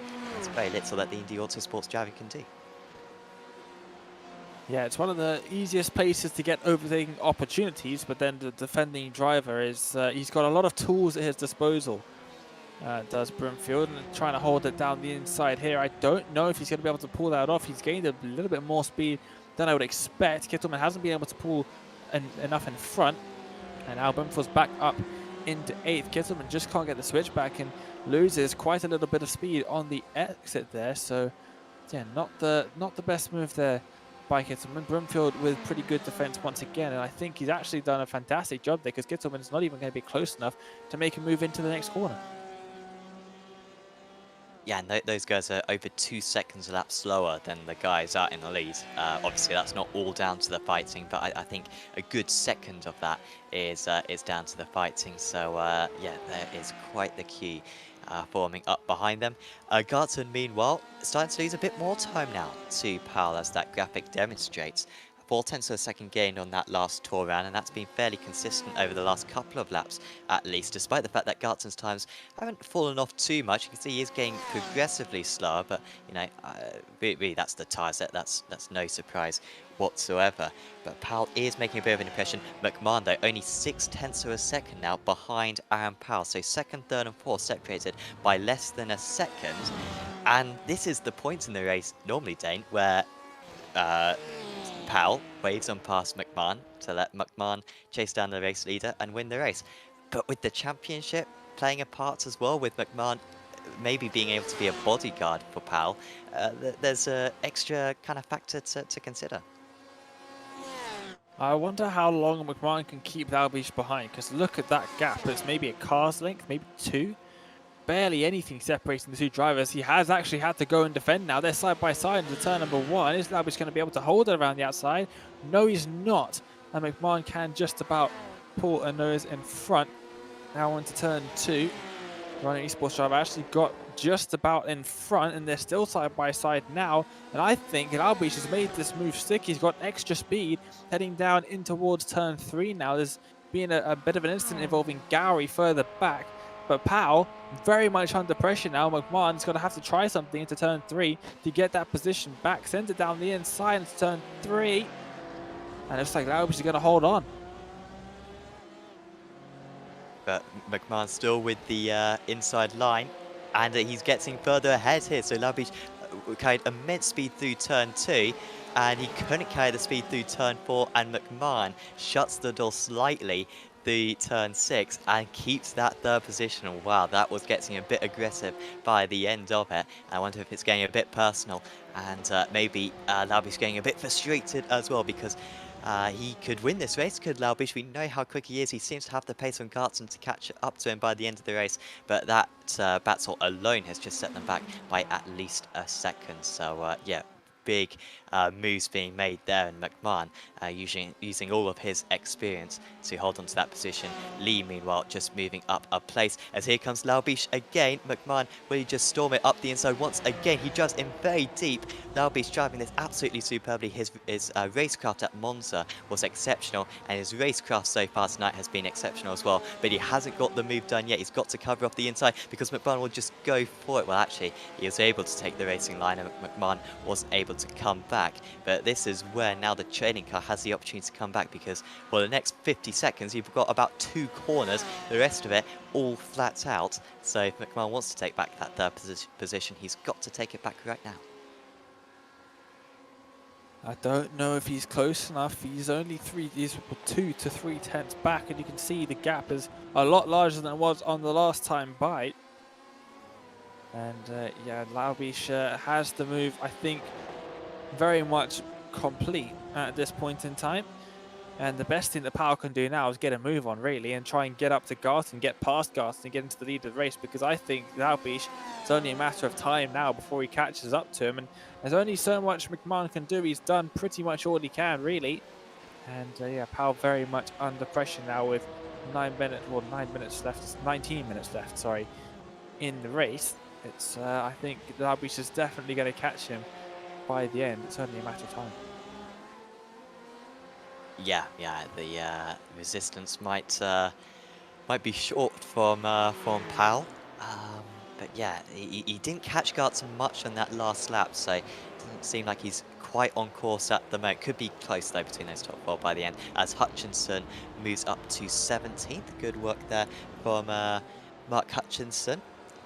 By the way, another quick shout out to our title sponsor for this series, Wave Italy, for supporting the series and offering some super prizes to the top runners in the Pro and Am Drivers Championships.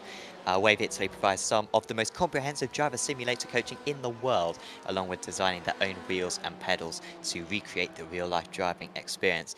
By visiting waveitaly.com, you can have a look at their fantastic driver base based in Verona and gain some insight into the process of designing their peripherals. Wave Italy are providing this season's Pro Driver Champion with a choice of Wave Impetus Imola or Wave Impetus Monza sim pedals in a colour of their choice, whilst the Amateur Driver Champion gets a half day of coaching at the Wave Italy Professional Training Centre in Verona, as we just see Prescott move past Chester right there. And you viewers can get a 5% discount on Wave Italy products by visiting waveitaly.com and using the code APEXRACING5 at checkout with a capital A. That is. So huge thanks to Wave Italy, and yeah, if you want to feel like a real life racing driver, do go to Wave Italy, because yeah, like I said earlier on, that is kind of their mission with their peripherals. They try to use real life track data in order to yeah, make the feeling of the wheels and pedals the most accurate to a real life car, as Manchester with excellent straight line speed there. That was insane. It was almost as though he's got a different category of car there, and he storms up into 13th place and leaves Prescott in his wake. Yep, and now Chambers, his teammate, going to try and do a similar thing, although he's got Bingham just behind. I thought for a second it might be Chris Van Den Este, in which case it would be incredibly difficult to stay ahead of him, but Chambers, look at the front of that car, is absolutely ruined. And I don't think he'll be fighting that one particularly hard in towards turn number 3. Oh, and he's actually locked up and gone wide there. Oh, wow, and the two Oh, others. contact. And Hutchinson had to go wide as well. Contact between Prescott and Bingham there. Oh, Oh, Prescott. dear. I think has Prescott hit Gary when he was trying to rejoin? That was very ugly there. I think a bad rejoin, and that will be particularly harshly viewed by the stewards if that's reported, because they do not like unsafe rejoins. Big shame there. That was a a collection of errors. That was a perfect demonstration, Dane, of how not to do turn things.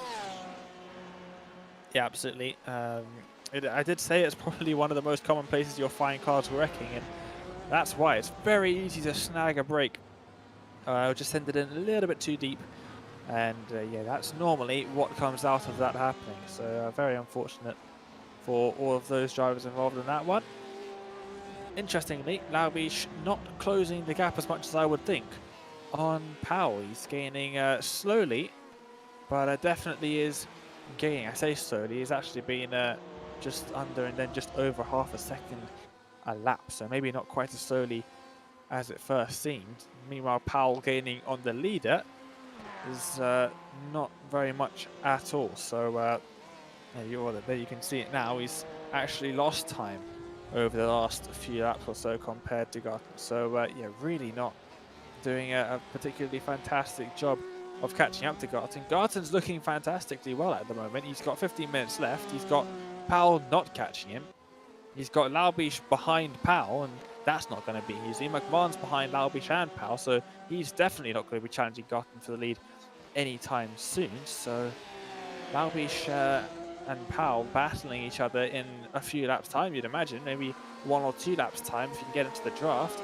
Possibly add Tom Mcmahon to that as well. They're all going to be slowing each other down, and Garton might be able to just storm off into the distance.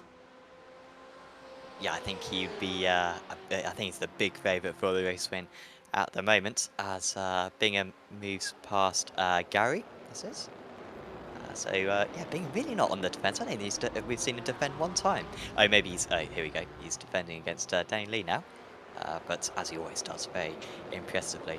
But yeah, I'm just trying to do some maths, just thinking how many laps are remaining. I guess it's 7 laps remaining in this race. So Laubish is only going half a second a lap faster than Garton. So 7 laps, that's 3.5 seconds. And he's 5.2 seconds behind. So even if he didn't have Powell to overtake, it'd still be extremely tricky. He still wouldn't be catching by enough. Throw in Powell, as you say, to overtake as well. And there doesn't seem to be much stopping Garton. Look at that time. 4 tenths faster than Powell and matching Laubish. Mcmahon, interestingly, the fastest of anyone that last tour of the circuit. So, yeah, could be getting closer now between 2nd, 3rd and 4th, if anything, with Garton pulling away in the lead. As that was Collins moving past Kress. Kress in only his 2nd meeting, I believe. Maybe his 3rd meeting, I'm not quite, 3rd meeting, apologies. He did Hockenheim as well, of course. But he's actually doing very well. Simon, under the radar in 18th place, up 6 places from his start for the soulless eSports driver. Interesting you mentioned McMahon there. I think he might have been doing something a little bit sneaky and saving a bit of tyre life for the remaining part of the race, because as you said, he has done a pretty quick lap time there on the last time by. So he's also catching back up to Laubish. You can see he's right on the back of him now.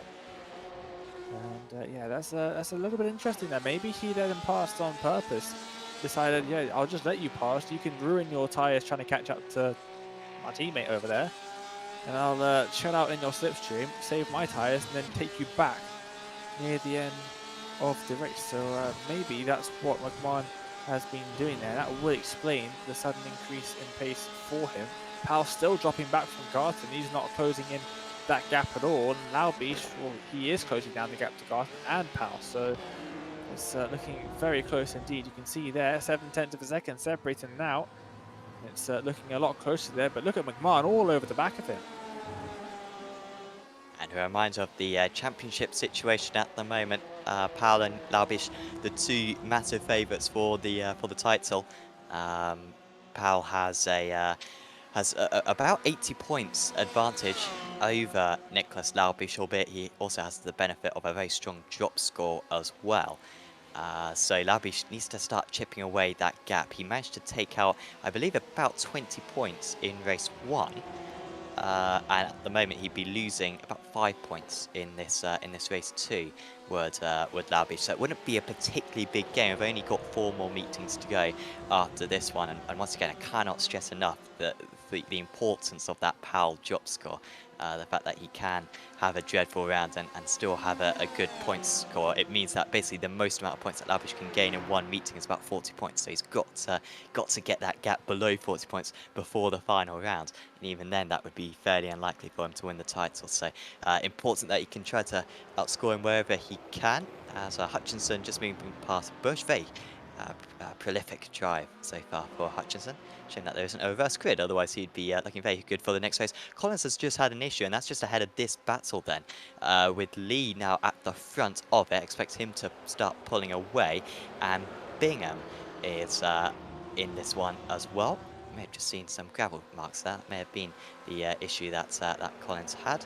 Yeah, Bingham in that 21st position, trying to stay in the draft here of Daniel Lee in order to fend off Gary just behind. Yep, it's heating up a little bit, especially in the AMs. They're trying to gain as many places as possible, of course, and especially in the last 10 minutes of the race. They scored in overall positions, of course, not separated in terms of points. So every position, even if they can gain it over a pro driver, say Lee, that's currently down in 20th, that's going to gain them extra points as we cast our eyes to the front of the grid. And now we've got a three-way battle, very much three-way battle, for second place here. Lau leading from Laubish, the two championship contenders, with Mcmahon right there behind, possibly playing rear gunner for Powell at the moment. If he can try and get up the inside of Laubish, slow him down, or even get in front of him, that would help Powell out tremendously. As Powell blips in and out slightly, and he's already going defensive into turn 2. He knows how much speed Laubish does. It's quite remarkable, and often you don't notice it with drives, but you really do notice it with Laubish, just how confidently, how much conviction he's got when turning into long radius corners, and he is storming along. He's going to try to go around the outside here of his championship rival. Mcmahon just having to sit back and watch this one at the moment. Powell defends the inside. He's gone too deep though, and that's particularly easy there for Nicholas Laubish to move up into second position. He had a slide, but there was no opportunity for Mcmahon to move past as well. And Aaron Powell, championship leader, will be really disappointed with that defense there. It was always going to be tricky. I think with the amount of time remaining, it was unrealistic for him to hold on to that second place. But that was a bit of an unforced error there. Too tight on the inside and braking way too late. Yeah, very unfortunate for him now. He's not only lost the second place, he's lost third place to his teammate as well. Now we'll see if Mcmahon decides he's going to gain Powell a spot, or if he's going to try and get back in front of Laubish and take second place for himself. I think that would actually do more good because of the way that the points work in the series. I reckon that Mcmahon getting in front of Laubish would have a better effect in terms of points than him giving a position to Powell. So we'll have to see in the remaining 7.5 minutes of the race what Mcmahon can do. He's stayed tight to Laubish up until now. Now that Laubish has possibly wrecked his tyres trying to catch up and get past Powell, we'll see if Mcmahon has anything up his sleeve in the remaining 7 minutes of the race. If you want to see more racing like this, more sim racing like this, then do make sure to like this video so you're more likely to be recommended this series and really any of our series on Apex Racing TV. And of course also make sure to subscribe to Apex Racing TV. Click the notification button as well so you can see whenever we go live. Apex Racing TV covering every type of racing. We've got NASCAR on Thursdays, we've got Rallycross on Wednesdays. We've got yeah, new Radicals series starting up fairly soon. We've got yeah, GT action, touring car action hopefully coming back fairly soon. Single seaters, absolutely everything this week on iRacing is covered on Apex Racing TV. So do make sure to subscribe to the channel and also check out our social media pages on Twitter, Facebook, and Instagram, where you can see highlights of each of our races, just little minute-long videos where yeah, maybe a close finish, a good overtake, or a maybe a big crash. We do quite like to see that quite a bit, as Mcmahon is very close to the back. And a few times I've seen him get on the brakes, Mcmahon, and looks as though he's going to run into the back of Laubish, but he's got such great awareness of where that splitter on that 911 is. He manages to avoid it every single time, as they've got a spinner just in front of them. That was Nicholas Matthews, who was just stationary on the circuit. And Matthews, I think, almost driving into Powell right there. But all fine for these two. They are catching up to Garton. They can see Garton up the road, but they are catching up by hundredths of a second per lap at the moment. There's no chance of them catching unless Garton makes a mistake with 5.5 minutes to go. It's definitely going to be close between these two drivers. I think Mcmahon might have something up his sleeve still, but he really does look like he's going all out at the moment. Laubi's doing a fantastic job of catching up, but Garton out in front. I want to say dominating. He is really going extremely quickly at the moment. 202.3 for him last time by. He's lost a tenth to Laubish and 2 tenths to Mcmahon. You can see just how much Mcmahon is closing the gap there. It's 1 car's length max as they make their way through turn 1, now through what is supposedly turn 2, and then into turn 3. Look how close Mcmahon's able to follow Laubish through the corners there. A little bit wide on exit, touching the curb, but now he's got all over the rear bumper of Laubish. This could be the best opportunity for him to make a move yet. With only 5 minutes to go, I don't think Laubish should be able to get back past. He's getting forced to the outside line now as they make their way into turn 3. Sends it all the way around the outside. Will he be able to keep it? And Laubish keeps it on the inside. Great defense from Laubish. Well, these two have already had a half-lap battle between the two of them.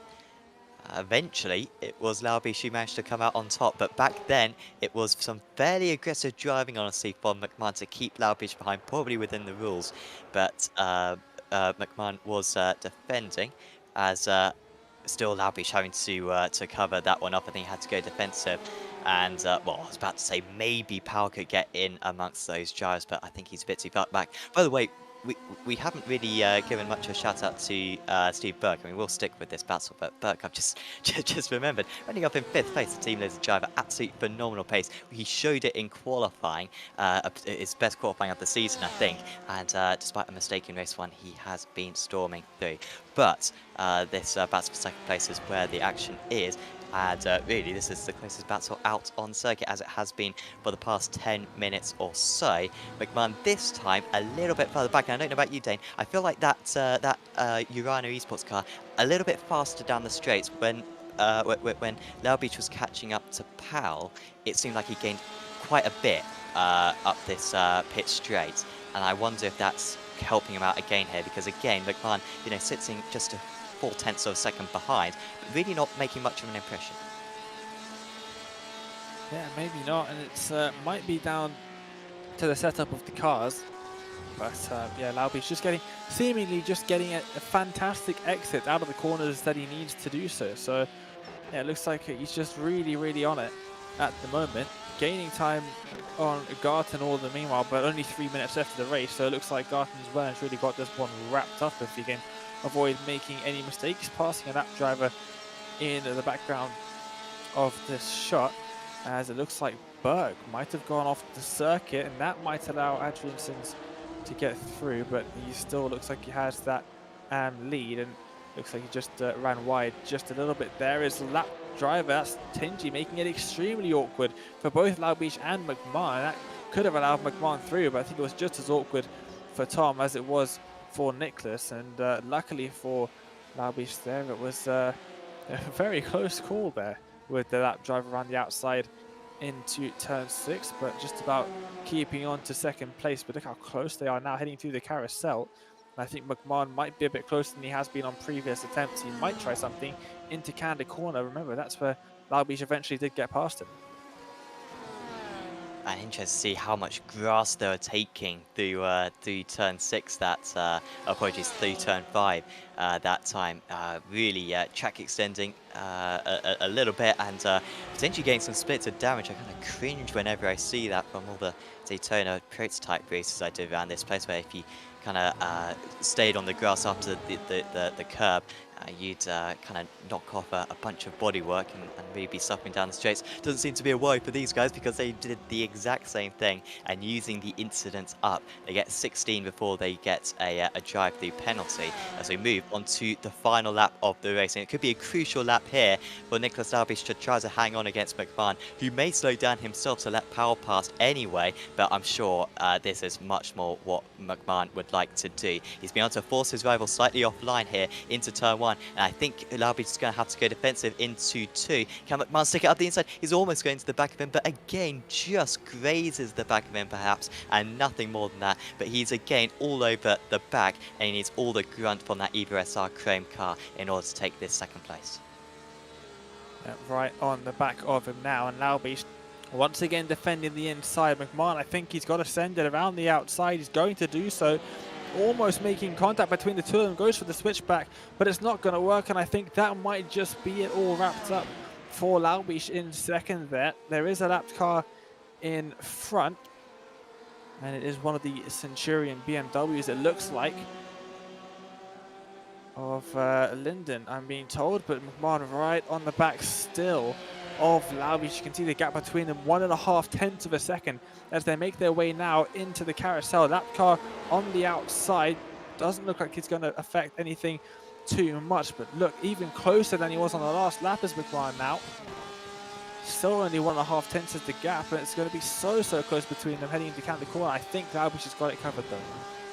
Yeah, I think so. Mcmahon just doesn't have the straight line speed. It's not what his setup was designed for, because he's gaining nothing in the draft, and he can be as fast as he wants through the corners. And when you got Nicholas Laubish's quality in the car, when you got that setup, and when you've got the tyres that he's got, it seems as though it's going to be enough. But here comes Mcmahon, last attack. He's going in deep.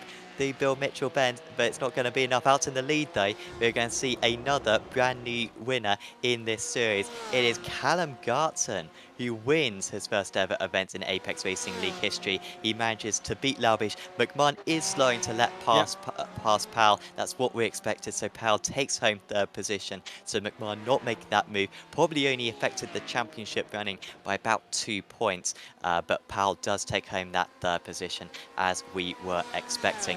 Burke holds on for an amazing amateur race win. He is an experienced driver, and he managed to, but that's one of his best results certainly in this series. Kittelman running up against Broomfield at the moment. Broomfield, who started from pole. Kittelman, who I don't think could get past for the entire race. They were absolutely glued to one another from about lap 2 in that one, as there's a bit of a contact after the race. But absolutely epic stuff between the two of them, and Kittelman will be despising the back of that car after tonight. I think there may be an incident actually with Tingy on the last lap. He was being overtaken by a few cars, and that may have made a little bit of a difference to the final results, as well as the final few drivers crossed the line. But I mean, we've got to give congratulations to Callum Gartson. In a way, it's a little bit of a weird race win there. Then I guess it's not totally unusual, a driver having a problem in race 1, which kind of enabled them to have a better result in race 2. But once he got out in the lead, there's a lot of skill in maintaining your concentration for 40 minutes of action, and that's what Garton was able to do. Yeah, absolutely, and for the third time running, co-commentator called the right person to win race number 2. So it's like the reverse commentator's curse there. It's a bit of a freaky occurrence. First it was Andy at Hockenheimring, I believe, calling it to be Emil Winberg. Then it was myself last week with Powell, I believe it was, at Monza. And then once again, driver not on pole position as well. We don't very often see in race number 2, the driver on pole making it all the way to the race win. I think it's just the reverse grid. It's the faster drivers are usually starting further back in the field. Yeah, it's a little bit of an odd occurrence, but nah, he managed to do extremely well there to yeah, gain that one position from second on the grid for Hutchinson to take that win from the front row of the grid in the end. And after tonight in the championship, it's going to be about 80 points. Actually, maybe a little bit more than a little bit less than that. Sorry, about 70 points between Laubish and Powell in the championship. Powell with the advantage. Laubish undoubtedly with the momentum. And had it been the other way around in terms of the point situation, I think Laubish would be a huge favourite. But that comeback, it's a nice challenge for Laubish, who did come from a similar distance back last season to take his first ever Apex Racing League title. So the final few drivers have crossed the line, and so we can show you the results then for this race 2 of the evening. This is round 16, or race 16 of the championship. Just another 8 to go after this one. Race 15, apologies, of the championship. Gartzen, though, won it. Only joined at Hockenheim 2 races ago, but he has made quite an impression on the series, and he wins by 4.4 seconds. Aaron Powell was in 3rd position behind Nicholas Laubish. Mcmahon deliberately slowing down there, but great to see Mcmahon up there. He will undoubtedly win a race by the end of the season, I think, and well, will be a major factor in the championship. He played quite a big role there for against Laubish, almost helped out Powell, but wasn't quite able to help him enough. Burke with an astonishing 5th place. I will have a look at the points after this round, because with his with Dara Hutchinson's not having a good round, with Van der Nesse not having an especially good round, Burke with that big points haul could get make some cuts into that championship disadvantage he had into this round. Yes, and Hutchinson's with a terrific round at the championship, 2 6th places. Congratulations to him there. Then it was James Crouch, Drew Becker, Tom Brown, Stephen Broomfield rounded out the top 10 from pole position. Then it was Kevin Kisselman, Chris Van der Nesse, who is the championship amateur championship leader after tonight. Mark Hutchinson, Matty Chambers, John Chester, David Bush rounded out the top 16.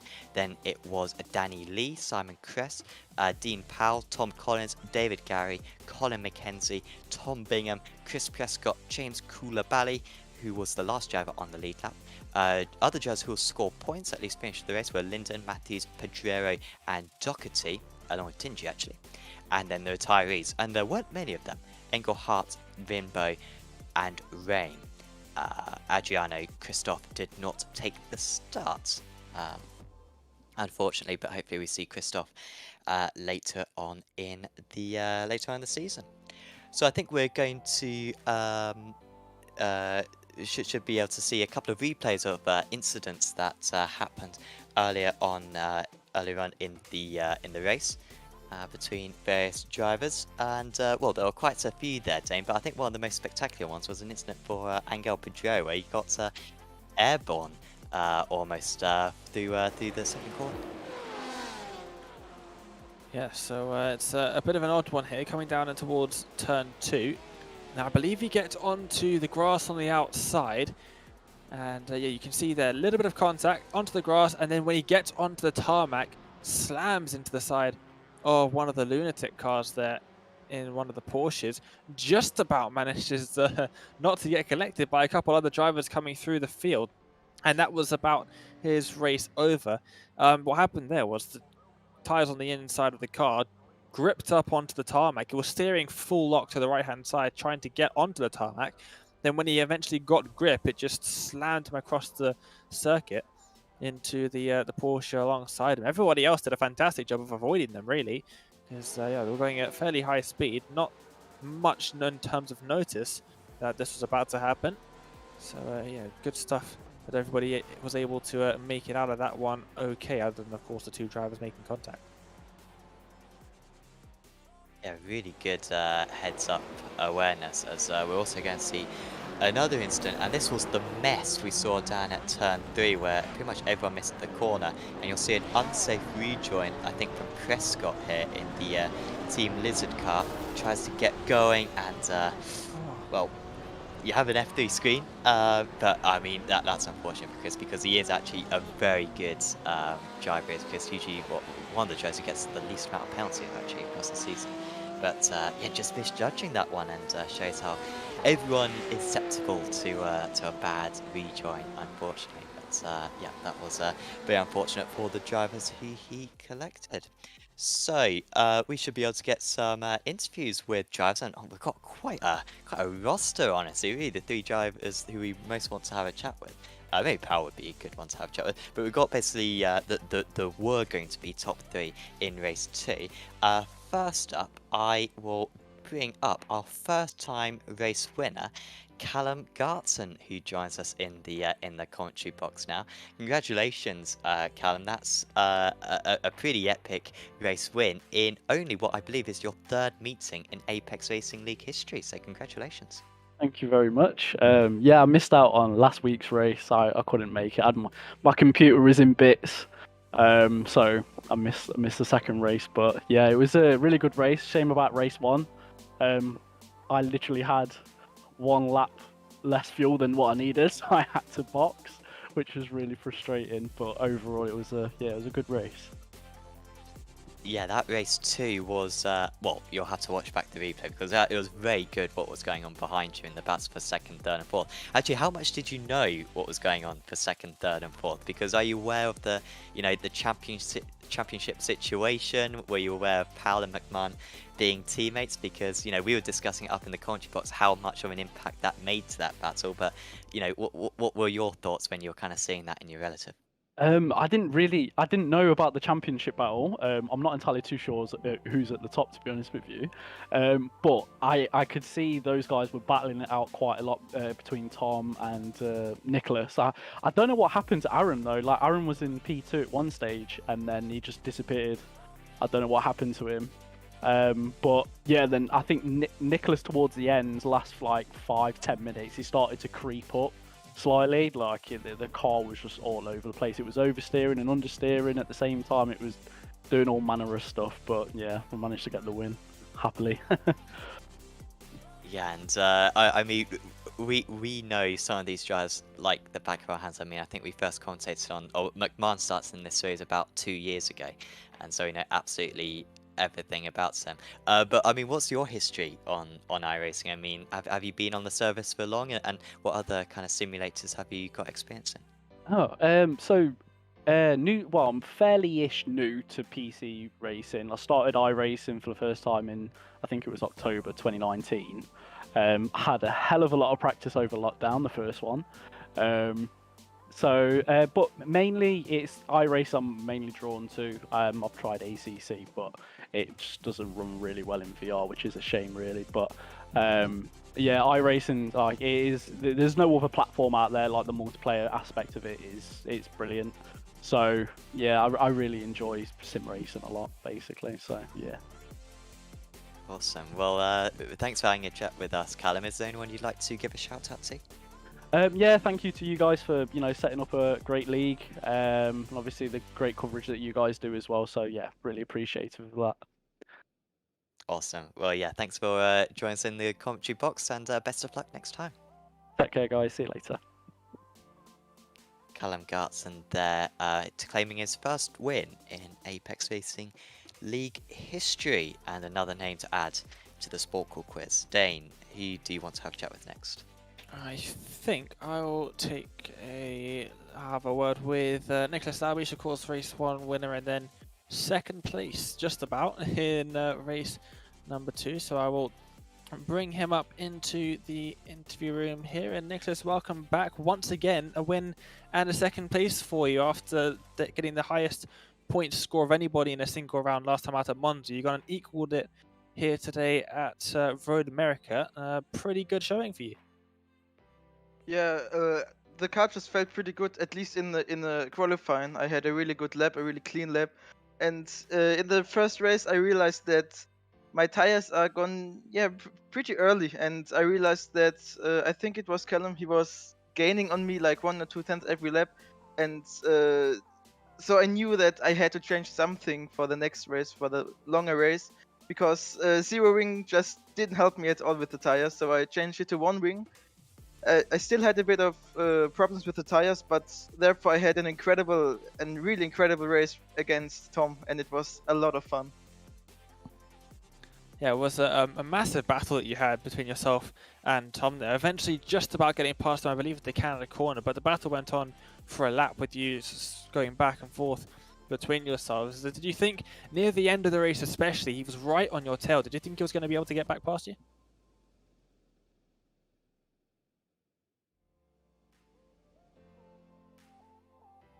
Nicholas, are you there? Can you hear us? Oh, sorry, I was muted. Yeah, I knew that the Porsche from him was not running low wing, so he had no chance to overtake me somewhat on the straight. So I knew he either had to somehow dive into a corner or he had no chance. I think he tried it at some point after the long straight, like 2 or 3 times, but I was always able to get the inside line, so he didn't really had a chance on the outside. And yeah, then after some laps, I knew that if I can just continue as what I'm doing, he will probably have a really low chance of somehow getting past. Well, heading into the final 4 rounds of the season, then we've got Daytona up next after a week's break. The championship really heating up with 4 rounds to go. You only gained a few points on Powell in this round. Do you think you have a good shot at the championship? I'm doing my best. It's really hard, and everything can still happen. If somebody of us is gonna crash in one of these races, then yeah, it's pretty decided who will win. So you really can't say anything. But if everything goes fine, and we really have a good battle to the last race, it is probably going to be pretty close. But I will definitely do my best to overtake him in the championship. Well, Nicholas, congrats on the win and the second place in race number 2. We'll see you in 2 weeks' time at Daytona. But before we let you go, is there anyone you'd like to give a shout out to? Of course, thanks to Uran and our sponsors, HP, Huawei, and Heineken Media, and of course to my dad, who again watched this race. That's great to hear. Well, Nicholas, thanks for joining us, and we'll see you in 2 weeks' time at Daytona. It was great to hear from him there, Sam, and I believe we've got time for one more interview. Yes. We will have a talk with Tom Mcmahon. It's a pleasure to have our 2-time champion back. Welcome back, Tom. And what a welcome back it was, because 2nd and 4th positions, maybe a 2nd and maybe a 3rd and a half or something. Yeah. I'm not quite sure. But how was tonight? How was it getting back to the sim? Oh, it was great fun. That was wicked. Rusty would be the word. So I put a good amount of practice this week. It was just good fun to be out there, like with the team, and then that race 2 with Nicholas was that's why we do it, I guess. So that was really good fun. Were you fighting Nicholas particularly hard in order to help out Aaron, or not? Yeah, it was. I knew that they're in a championship fight, so I wanted to make it tricky.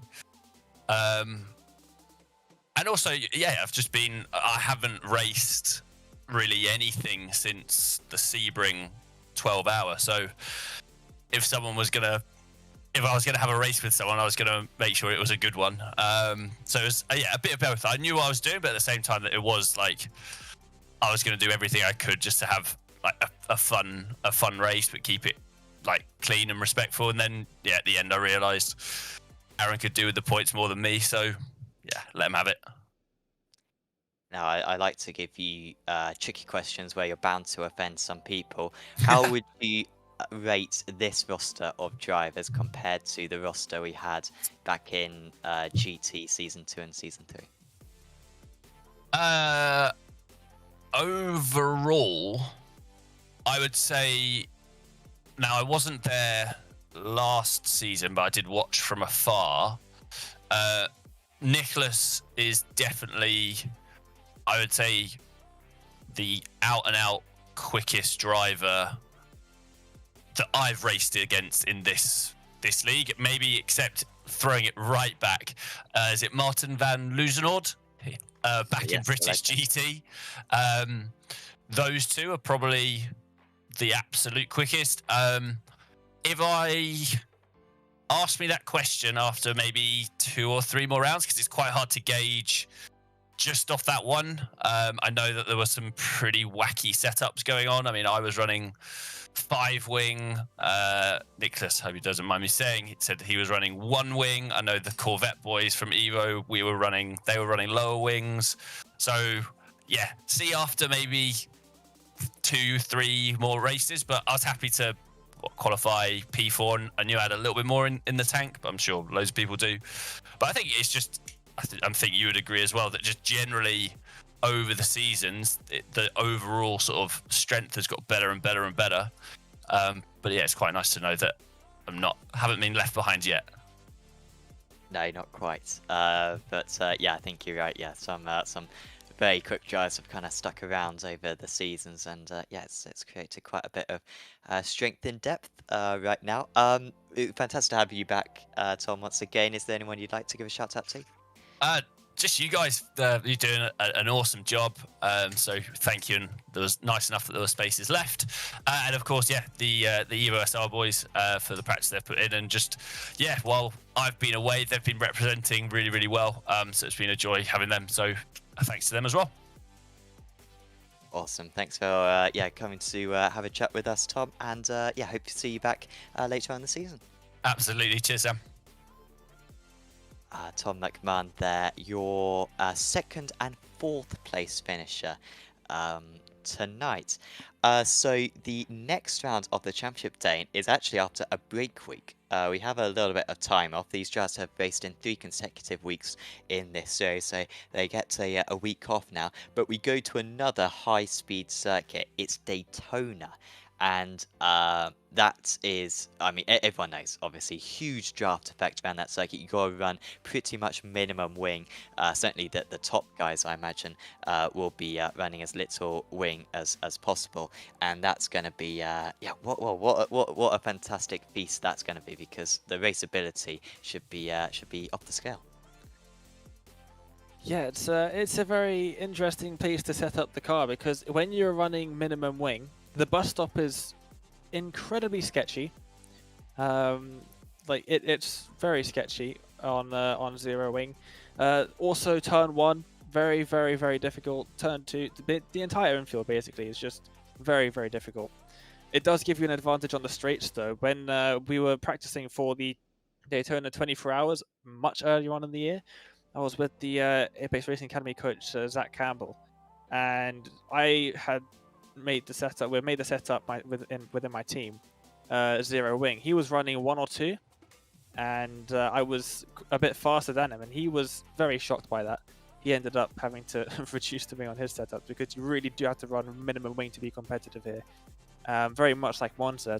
As we saw at Monza, that makes the corners incredibly difficult. So that's one of the odd things trying to set up a car for Daytona. It's really a compromise, but the compromise is less in the setup. It's more in compromising, oh, I have to now drive the car very tentatively through the infield because it's going to spin if I do so much as put the throttle down. Yeah, that's yeah, you're absolutely right. Yeah, during those comparisons with Monza, it's going to be really tricky for the drivers, for the few corners that there are around that track, and hopefully we get through the first couple of corners all safe as well, because it really does narrow it down significantly.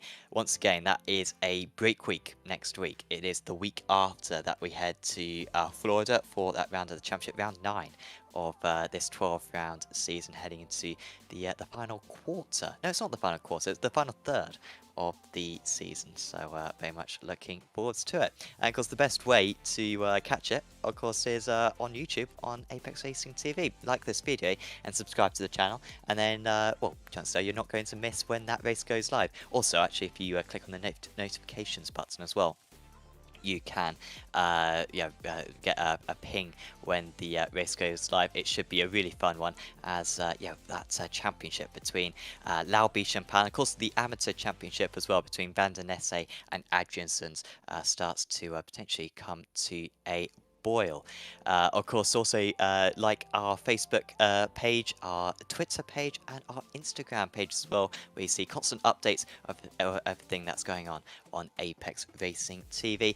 And a huge thanks to SDK Gaming for providing our overlay, Apex Racing Academy for providing some super prizes, and also Virtual Racing School for sponsoring the series, and also our title sponsor Wave Italy, where you can get sim racing peripherals and driver training, which make you feel like a real life driver. But for now, from myself, Sam Fitzpatrick, from Dane Baird, from Sam Kume, and from Mark Chancer as well, we are going to say goodbye, and we will see you next time out at Daytona. See you then.